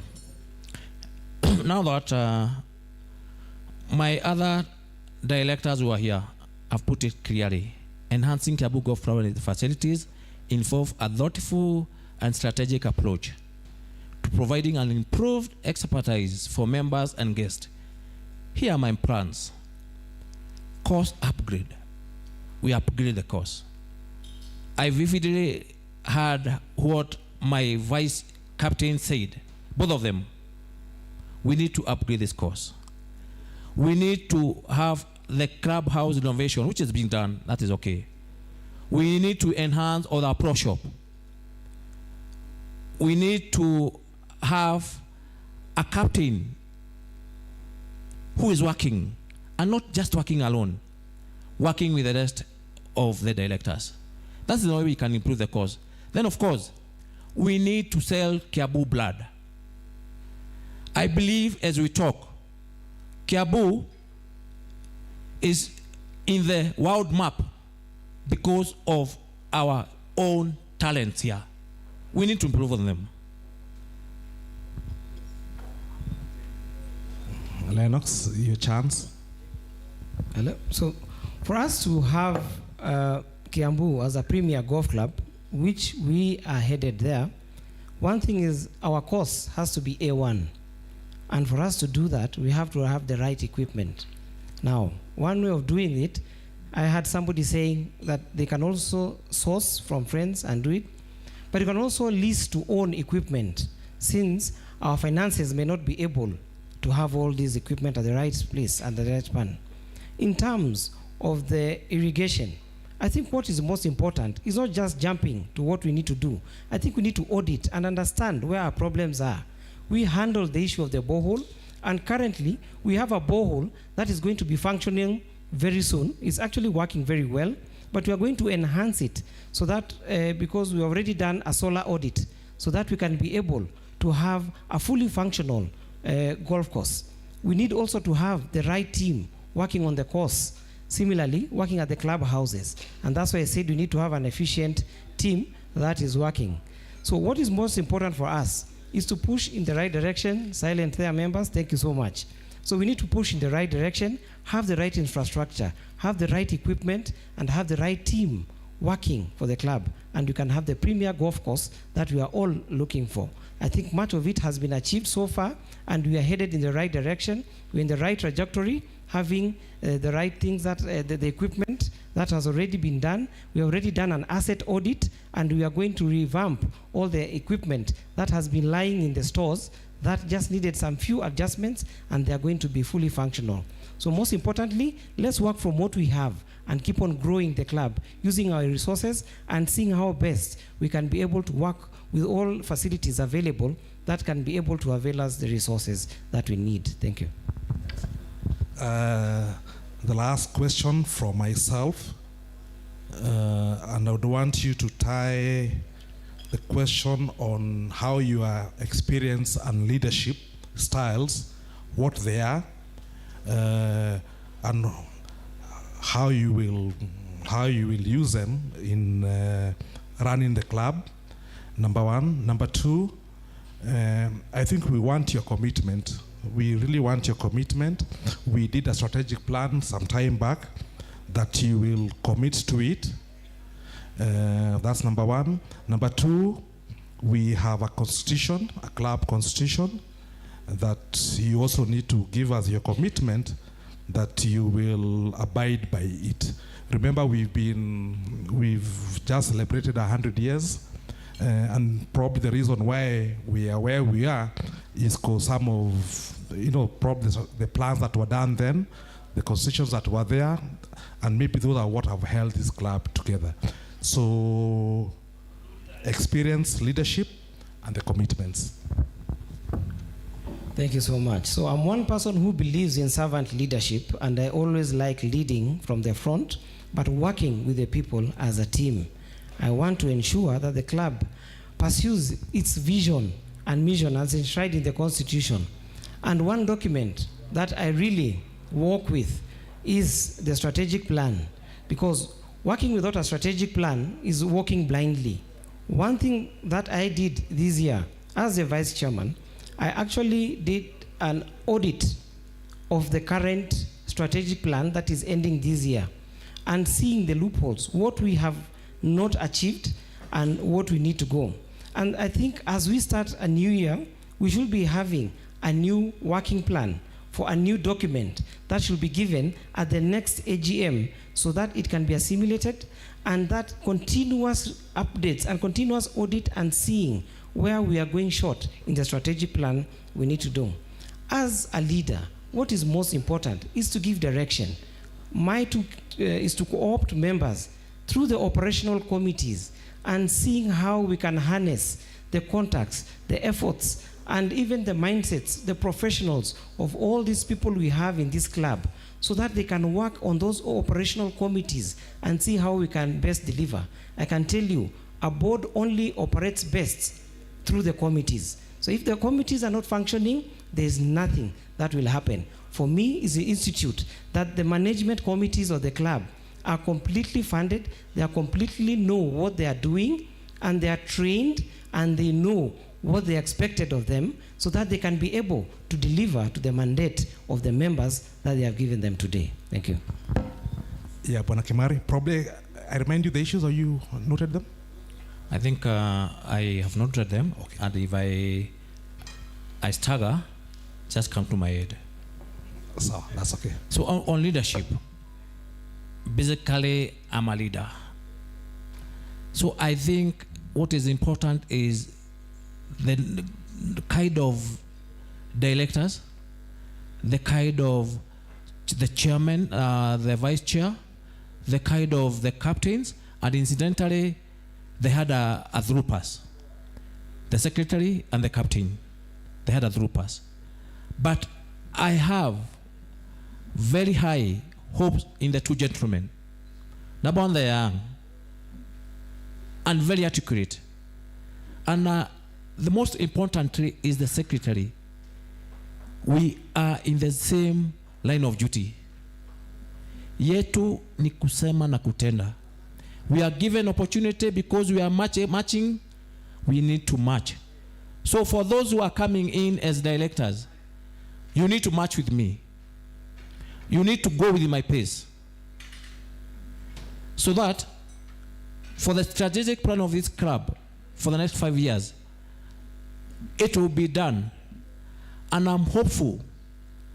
Give me the chance, members, tomorrow.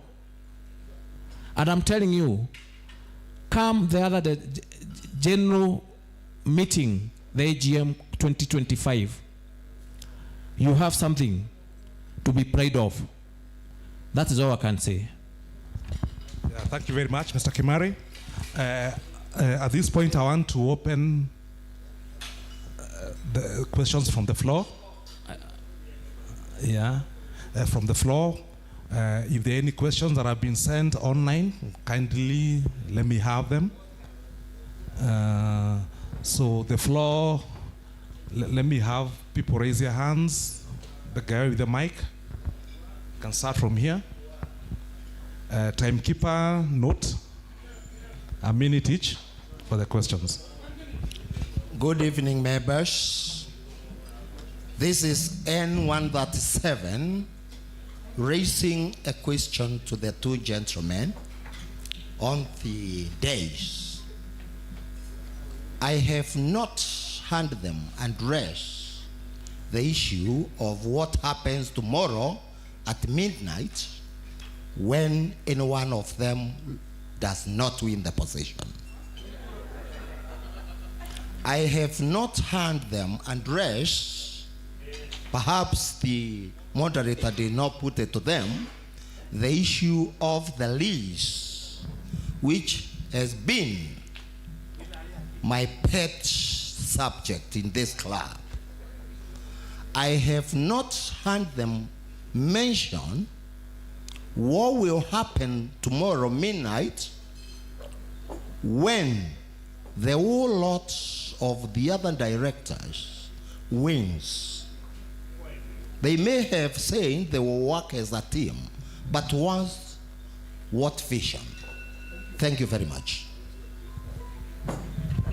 Kindly repeat the third question, kindly. Chairman, Senior Chairman, kindly repeat the third question.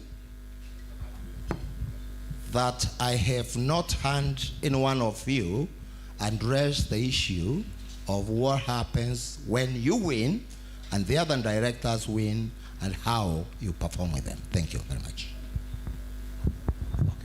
Yeah, one more question, then we'll allow the contestants. Thank you. You know, on the question of conflict, I want to ask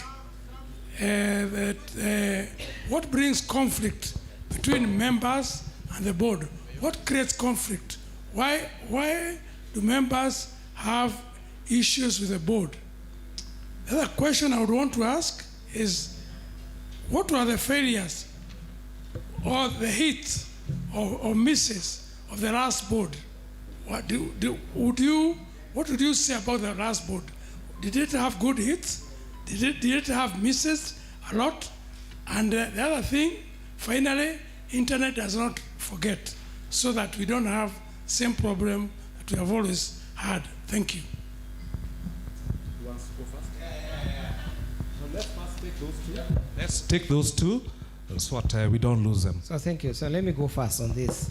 So if I do not win today, which I actually do not foresee, if I do not win today, I think I'll be happy that I have served the club and I have been able to make an impact in what I have been able to do. On the issue of the lease, I think the lease has been addressed by several members, but I'd like to state that one thing, that this lease needs not to be politically done. We had 5 boards which have overseen this, and the current board, as one of the questions that you have said, one of the hits, the failures, I think one of the successes this board has done is on the issue of the lease, because we have addressed it conclusively. We have been able to get the right documentation that is required. We have been able to knock on the right offices that we need to do, which is the National Land Commission, and still work with the Kiambu County despite their disapprovals on one way or the other.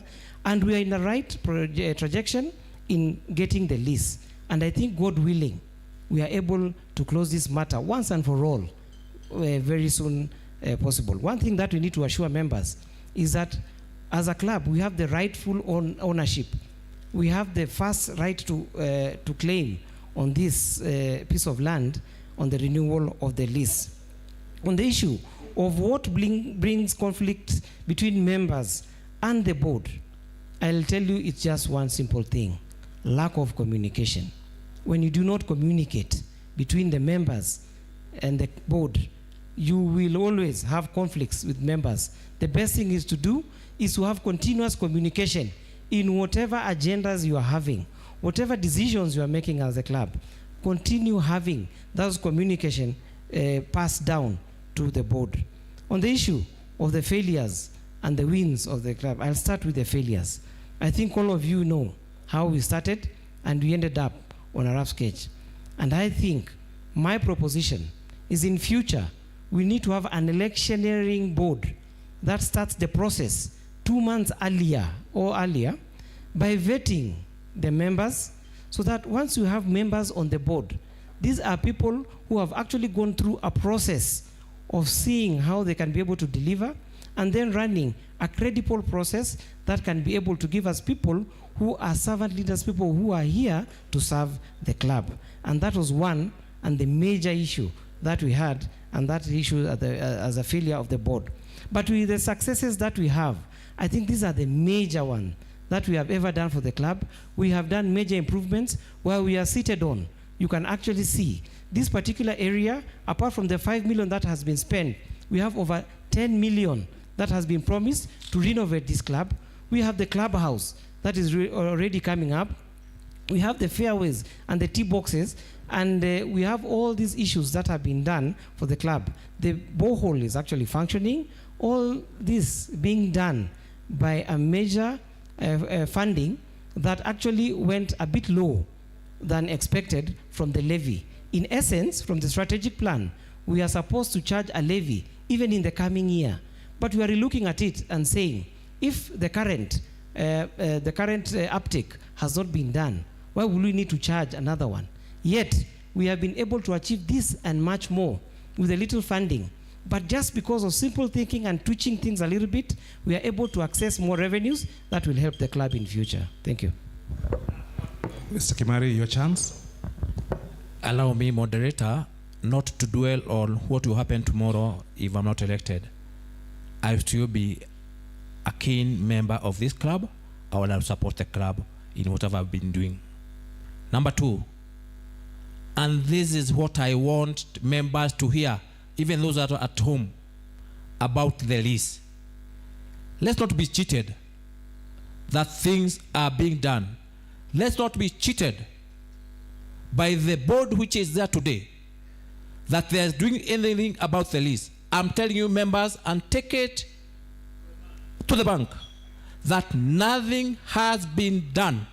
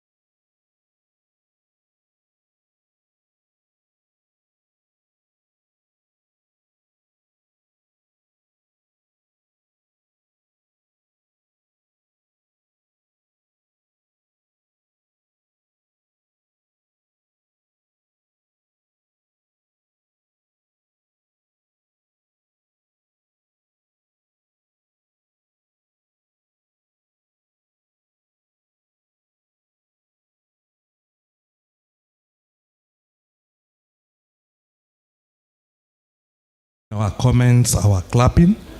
That's what I would urge us.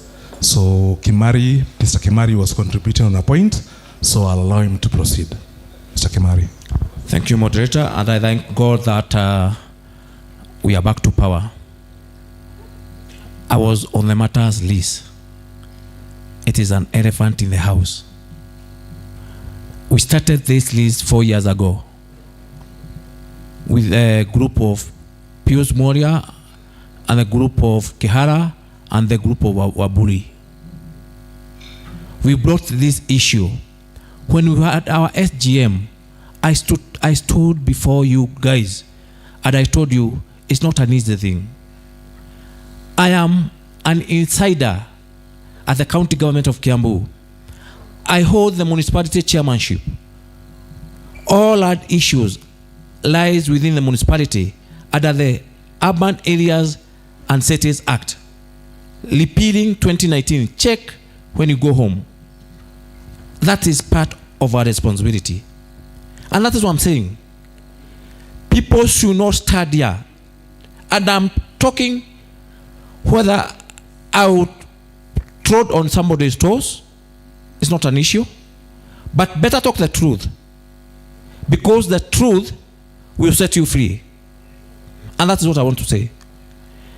They've tried. They have the paperwork. But they started in a long footing. True to it, it took my personal intervention, and I'm not in the board. When you had the SGM, and those who are there can attest, we were told to be incorporated to ensure that the lease is done. We were never incorporated.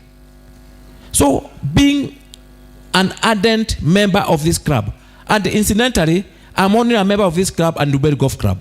I don't have any other club. I cannot run to another club if the club goes. So I'm a beneficiary of this club. So members, how I want to say is the lease has been in progress, but I've been doing it behind the scenes. Being an internal in the government of Kenya. Yes, I may have been in another government, but I work with the government of the day. I'm now in UDA. I am afraid to the CS and I'm afraid to the PS. If, and God forbid, the chairman is here. Give me 1 minute. It is very important. It's a key issue for this club. 1 minute, moderator. It's a very key issue. It is not until this week when my good friends, and if you want me to name them, went to the CS office through my blessings. And now we've started the process of getting this list. And I'm sure in the next few months, we'll get the list of this club. So what I'm saying, there are some two gentlemen I want to mention here. Allow me. Professor Mangorio and Onesimus Gadara. Those are the people who went to the CS this week. And this morning, our chairman Odiek accompanied them to the director of LADS, and they were assured that now the process will start because we didn't have the papers. So allow me, gentlemen, I know there's an elephant in the house, but once you give me the chance, I'll join those people and ensure that we get the list. Yeah, thank you very much. We are still taking questions from the floor. Can I see any hand up? Okay. The microphone. Okay. Good evening, members. My name is Andrew Mutua, member M505. And you know, one of the things I need to ask the people who are vying now for chairmanship is how we separate politics from actual leadership.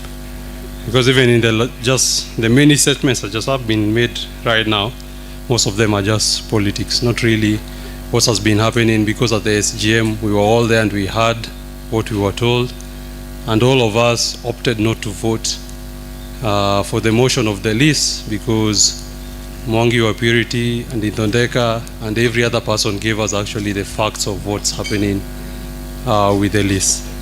And so the biggest challenge we have right now is with many leadership positions that everyone is seeking is we have so much misinformation that even when people who will come into or who might not come into leadership, there's clear misalignment in terms of what the board wants to achieve and the politics of the day.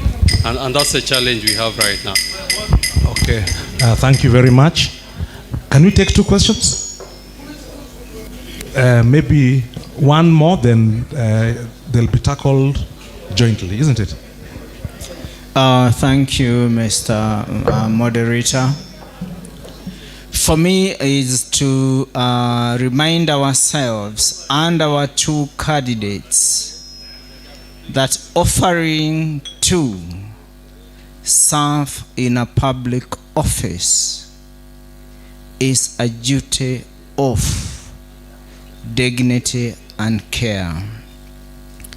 We are entrusting our chairman or future chairman with the future of our club. We may give each of these 2 candidates the best board members that we can ever put together. But if they do not provide the right leadership, then we shall have failed in utilizing the expertise, the knowledge, and the resources that all those that we have listened to today hold. What guarantee do we have from any of these 2 gentlemen that they shall steer the boat? One key responsibility of leading a board is a duty of care. And a duty of care does not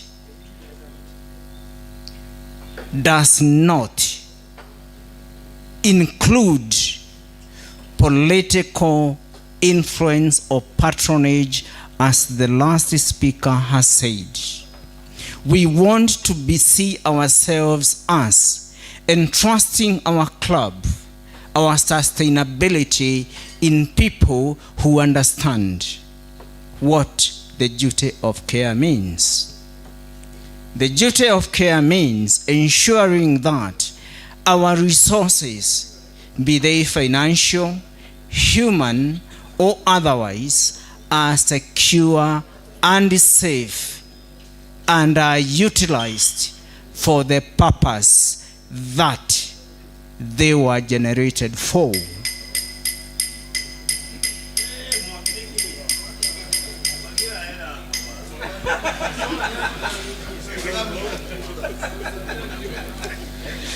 Can, Mr. Moderator, can the 2 candidates please explain to us how they shall genuinely deliver on their duty of care to this club with regard to the prosperity of this club and nothing else on the sides? Thank you.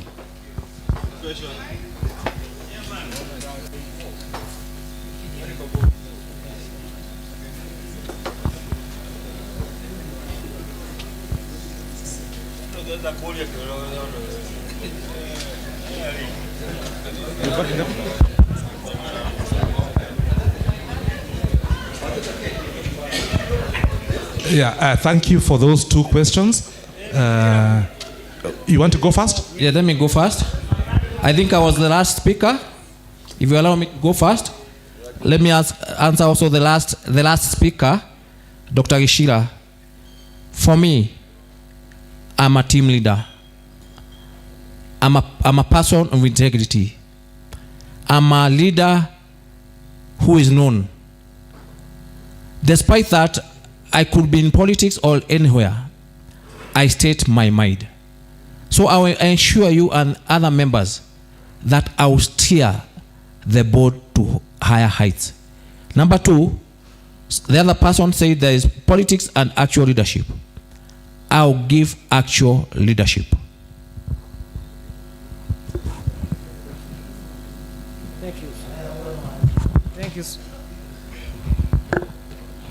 Thank you so much. So I'll start with the first question. Politics and leadership. For one, I am not a politician and have never aspired to be a politician. But one thing I know, political patronage has no space in this club. We need to sit down as equal members, rightful owners of this club, and see how we can stay away from politics of the day. What is most important is to engage on the government of the day in an open manner and in a way that should be accountable to all members. And as for leadership, I think leadership is key. Leadership is what we need to offer as a chairman of this club. And that's why, as a chairman of the club, I have a fiduciary duty to protect the club's physical and financial assets. We need to ensure an efficient workforce, and I also have to ensure the safety and security of all members is catered for. And most importantly, is to communicate to members on a timely basis. And that's why I'll be here to offer that servant leadership that is required to steer this club forward. Thank you. Thank you. I don't know whether we can take one set of questions from the general membership.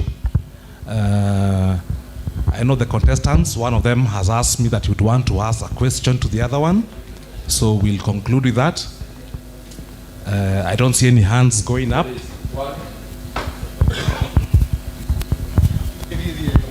Coming. Hi, good evening, everyone. My name is Michael Karanga, member K401. I have just two questions I would like to ask our two incoming candidates. One, I would like to thank the current board, which have really supported us as the brand of this club. I think also to thank even the personal membership of the club, because you have really supported us. So as the incoming board, that is one question: how will you facilitate our golf support as brand ambassadors of this club? I think Mr. Kemari has mentioned that as Kiambu Golf Club, we are globally because of what we have done in this country. The second thing is about the risk. I think even as we are supposed to be engaged to that risk conversation, because as brand ambassadors, you can go and tell even the CS, this great club has produced this and this and this. So as a Kenya #1 golfer in the country comes from Kiambu. Kenya #1 junior comes from Kiambu. Kenya #1 ready golfer come from Kiambu. How can we not get a risk through that? That's all of what I would like to say.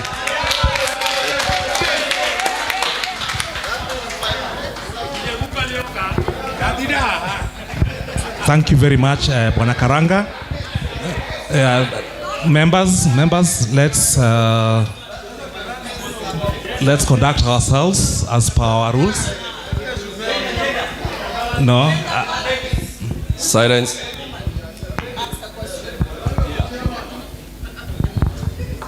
Okay, I'll have, not that I am gender insensitive, it's just that I've not seen you.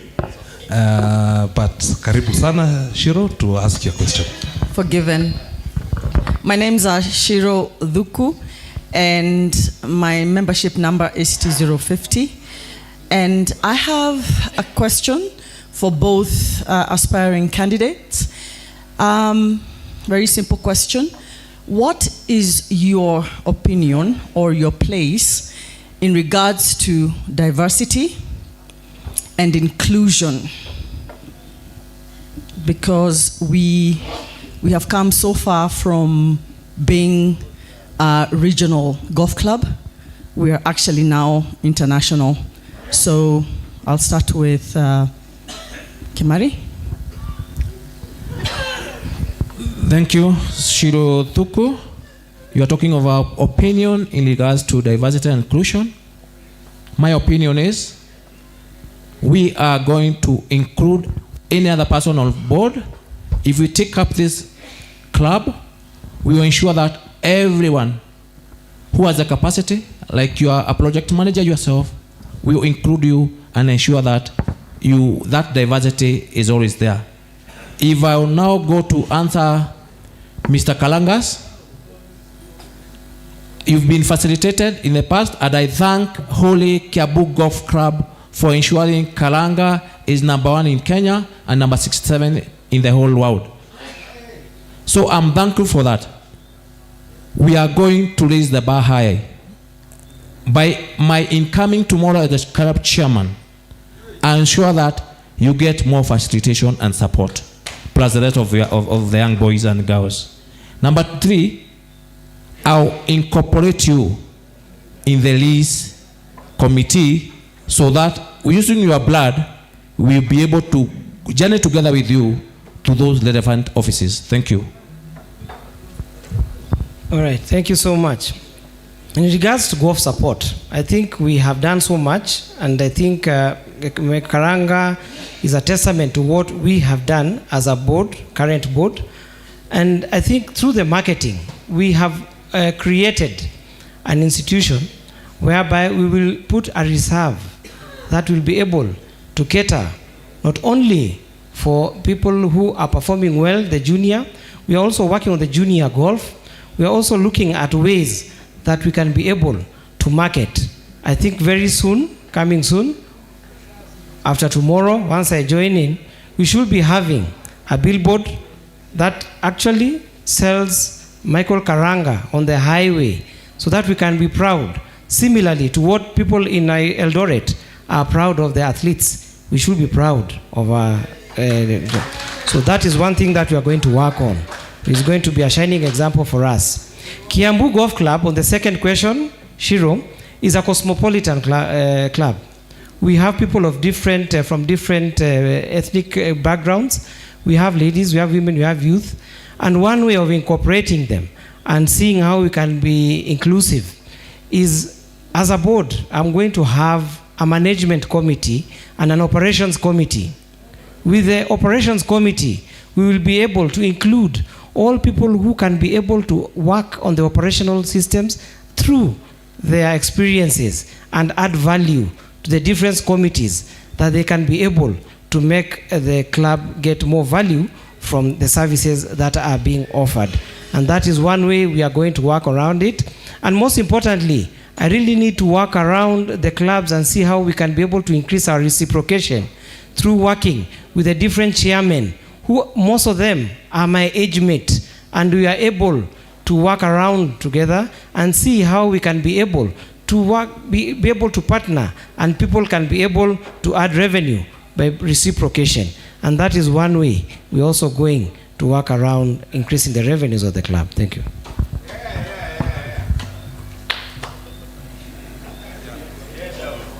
Thank you very much. I think now we have one last question. Mr. Thomas Kimari wanted to ask a question to his fellow contestant. So, karibu sana. Thank you, moderator. And God forbid, members, those watching here and those not watching at home, please don't take it personal. I have 3 questions I want to ask my fellow competitor. Number 1 is, I had seen his manifestos, which were quite okay. Transparency, integrity, and everything. But a question I want to ask Lennox, who is here, is last year or this year, you allowed your name to be posted as part of the members who had paid for irrigation project, knowing very well you had not made the requisite payments of your pledge of 100,000 shillings. If your integrity is your second home, which you purport, tell all the membership why your name, without paying 100,000 shillings which you committed, is in the list of honors of the club. Number 2, having served as a vice chairman of this club for the last 7 months, and technically being a person of human resource and development, I would wish to ask you why our employees who are here are not remunerated on time. As we speak today, they've not received their November salary, and you are in charge. Number 3, and this is the posting, his name is here, Lennox Mutua, at the birthday, and the birthday is 100,000 plus. Can you confirm? This is what he had pledged. That man was not paid. Then, ladies and gentlemen, do you think that is integrity? Do you think the club will move forward? Let him answer me. So thank you so much. So I had 3 questions which I was going to answer. I think the third one disappeared, right? So, first of all, the irrigation, I pledged 100,000 to go towards the irrigation. We all know that this irrigation ended up being a bogeyman. It never worked. And I can tell you one thing, I'll never associate in anything that does not bear fruit. 100,000 has never been a problem. I have sponsored golf events, golf and reggae in this club, and I have spent much more than that. So giving 100,000 has not been an issue, and I can explain the why as to the issue of the irrigation. We know that this money was going to an individual's pocket, and that's why we said, going forth, all contributions should be paid to the club. It is the club's entity that should be able to run the finances of the club. So why should I be held accountable in giving somebody money for a project that till today we are trying to edit it and having functional? I think I'm proud of what I did, and I wrote a letter through the Honorable Secretary, and I said, I want my name disassociated with a project that never functioned. On the second issue of the remuneration, this is a club and it is run by the general membership. We have a treasurer, and I think as we are talking, if there are any imbalances, the treasurer makes these payments, and I think for now he can be able to explain as to the delays, but we are apologetic to those members, staff who did not be able to get their license, but I think as of yesterday, all payments were remitted to their accounts. So I think with that, I close my case. Thank you. Do you have a question for him? Yes, I have a question. Yeah. I joined the board 2 years ago. And this monkey that we are talking about the lease, started over 5 years ago. I attended the club sponsorship on Friday, and my opponent mentioned that we should use his connections, we should use his contacts to be able to secure the lease. My simple question is, having served in the board of the county for 5 good years, telling us that the process was not being done, and being a member for the last 16, 17 years. My question is, why couldn't he use those contacts 5 years ago? Why have you let this club suffer in getting a document when a simple requirement of a CR12, which is a necessary document, has not been facilitated? So what were we doing?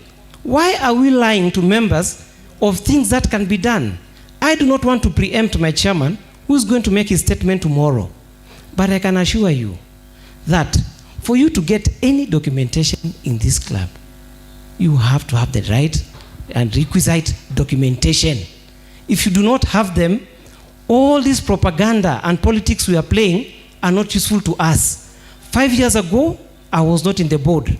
We are cleaning up a mess which my opponent was a party to, and he could have salvaged the situation, but he opted not to until he becomes a chairman. So I think let's take responsibility for what we are doing, and let's not take blame where blame is not supposed to be. Thank you. I think, let me answer my worthy opponent. I've been a member for this club for 16 years. I'm the county chairman, municipality for 5 years. But can it be known to you members that when this one was started by Mr. Mworia, the chairman, I took the whole board to the then governor, Governor Tito, in his office. When Kihala came in, I took him to Dr. Nyoro. When the board, finally, the lease had not expired until 2 years ago. We were just organizing on how the lease will be renewed once it is expired. When they were given an invoice of 1.2 million by the county, using my powers in the board and in the planning department, the invoice was narrowed down to 300,000 shillings. I said the club 900,000 shillings. Didn't I work? Thank you. Yeah, thank you very much. Thank you very much. Allow me to be within the program. Kindly allow me to be within the program. So Kimari, I think you are the mic. I would want to give you an opportunity to conclude as you once again invite us to come and vote for you. Mr. Kimari. Thank you, ladies and gentlemen and members of this great club of Kiambu. It's my pleasure to officially request you to vote for Kimari, vote for change. Let's break the tradition of the notion that somebody must have served this club for many years. I'm the team changer. I'll change this club from tomorrow. Give me the best team that had presented earlier. Give me the best directors. Give me the best lady director. Give me the best vice captain. Give me the best vice chair that you can. I'll work with them. I have the best secretary. I have the best captain. I have the best treasurer who went unopposed. So I believe they are the best because they are not unopposed. So come tomorrow, expect a change. I really plead to you, ladies and gentlemen, to vote for change in this club, and you never regret. May God bless you all. Thank you very much. Lennox, the floor is yours. Thank you so much. I think with the current economy and the rising cost of living, our club too faces numerous challenges. Silence, members. Silence. Our club too faces numerous challenges with the rising cost of living. But it is not the magnitude of these problems that concern me most. I think it is the smallness of the qualities of our leadership that we require. We need servant leaders who are able to tackle big problems and offer solutions that work. We need to deep dive. We need to execute programs as laid out in the strategic plan. And all this can happen if you put the right person on the spot. And that's why I'm coming to you, asking for your vote tomorrow, so that we can be able to deliver on the successes of the current board and take it to the next frontier. Thank you so much. God bless you, and I love you all so much. Thank you. Thank you very much. A big round of applause to the two contestants. Asanteni sana. I think we've come to the end of our debate. We wish all the candidates all the best. The members have heard for themselves. The ones who've not heard, you can ask them to log online. They will get to know more about the participants. And I think I don't know whether the Hontech has an announcement to make as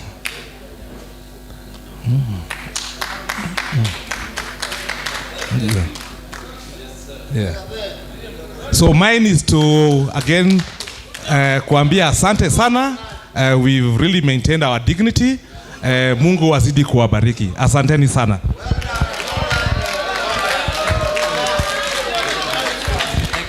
Well done, Chairman.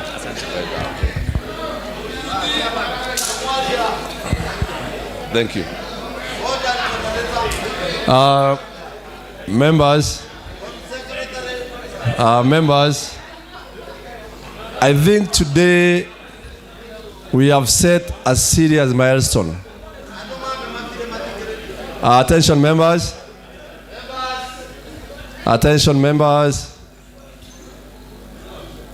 I think today we've set a serious milestone in terms of showing the true face of democracy. I can hear Vice Captain Victor. Let's have some silence on your table. Thank you. Thank you for that. I think come tomorrow, honorable members, Kiambu Club Limited will be the winner.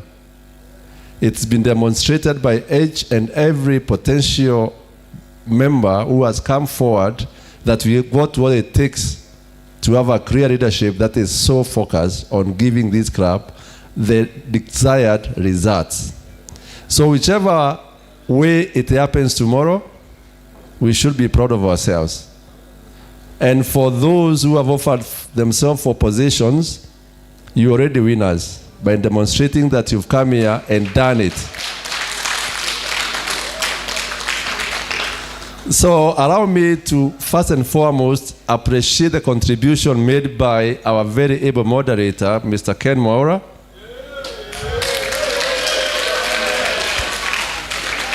He has shown that it's possible.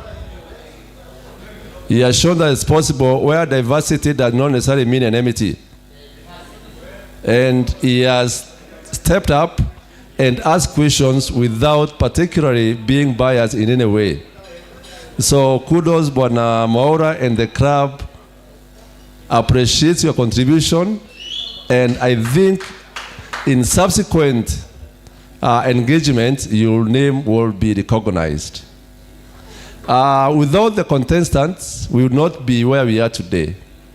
Again, they've demonstrated the willingness to come and be tested, to come and adjudicate their desire in front of the leadership, in front of the membership, both online and offline. So for all the contestants who've been able to avail themselves against the duty schedules, asanteni sana. And whichever way it goes tomorrow, again, you are going to be part and parcel of the new Kiambu Club. It could not have been possible without the members who've been here, either physically or online. Some silence at the back. It could not have been possible without the members who are here physically and those who are online. For information, we had at some point 65 members online, we had around 70 members physical. So in terms of turnout, we've got over 100 members who are eager enough to come and see the transformation of their club. And that should not go unrecognized. Wakili, so tomorrow is a day that we are looking forward for. We've already been told what these able men and women are going to do for our club. The burden of confirming the way that we want our 2023-2024 to go is squarely in our hands. Let's use that mandate and the power to do that which is right. So that when it comes to the end of 2024, we are not going to start pointing fingers to those that we put into positions of leadership. And that is in us to do tomorrow. Either way, the club will be the winner. So between now and tomorrow, from tomorrow 7:30 in the morning, you're going to get an SMS link from the service provider of the platform that you are going to vote. That will be a test run on that link. Follow the steps that you've been given, and if you are not successful, you still have up to around 9 in the morning to make right that which is not going to work. So a desk has been set up that is going to help those who are not going to be successful.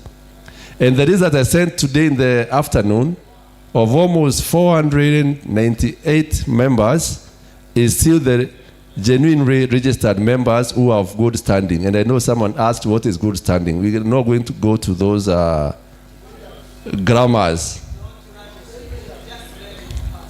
So we're going to have those members. We're still going to have some addition of 6 or 7 new members who are left out because of mistake of not their own, but that will be explained as we progress.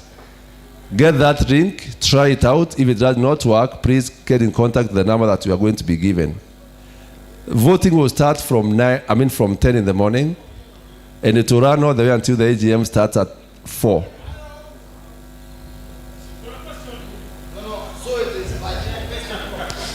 Voting will purely be electronic.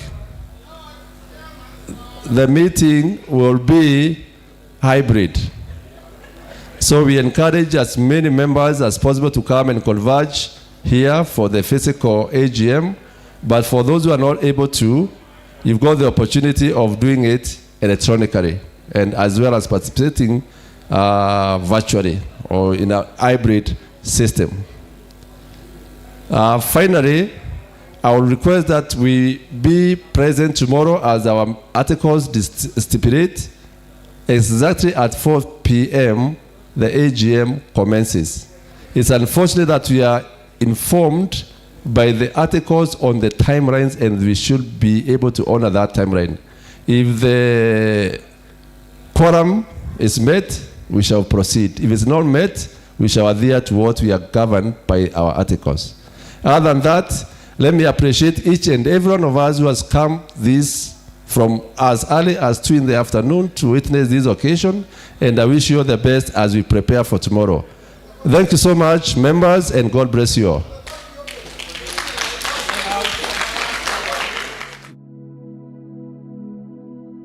Ask the captain will address on the forums, but the course I believe will be open. Asanteni sana, Mungu abariki.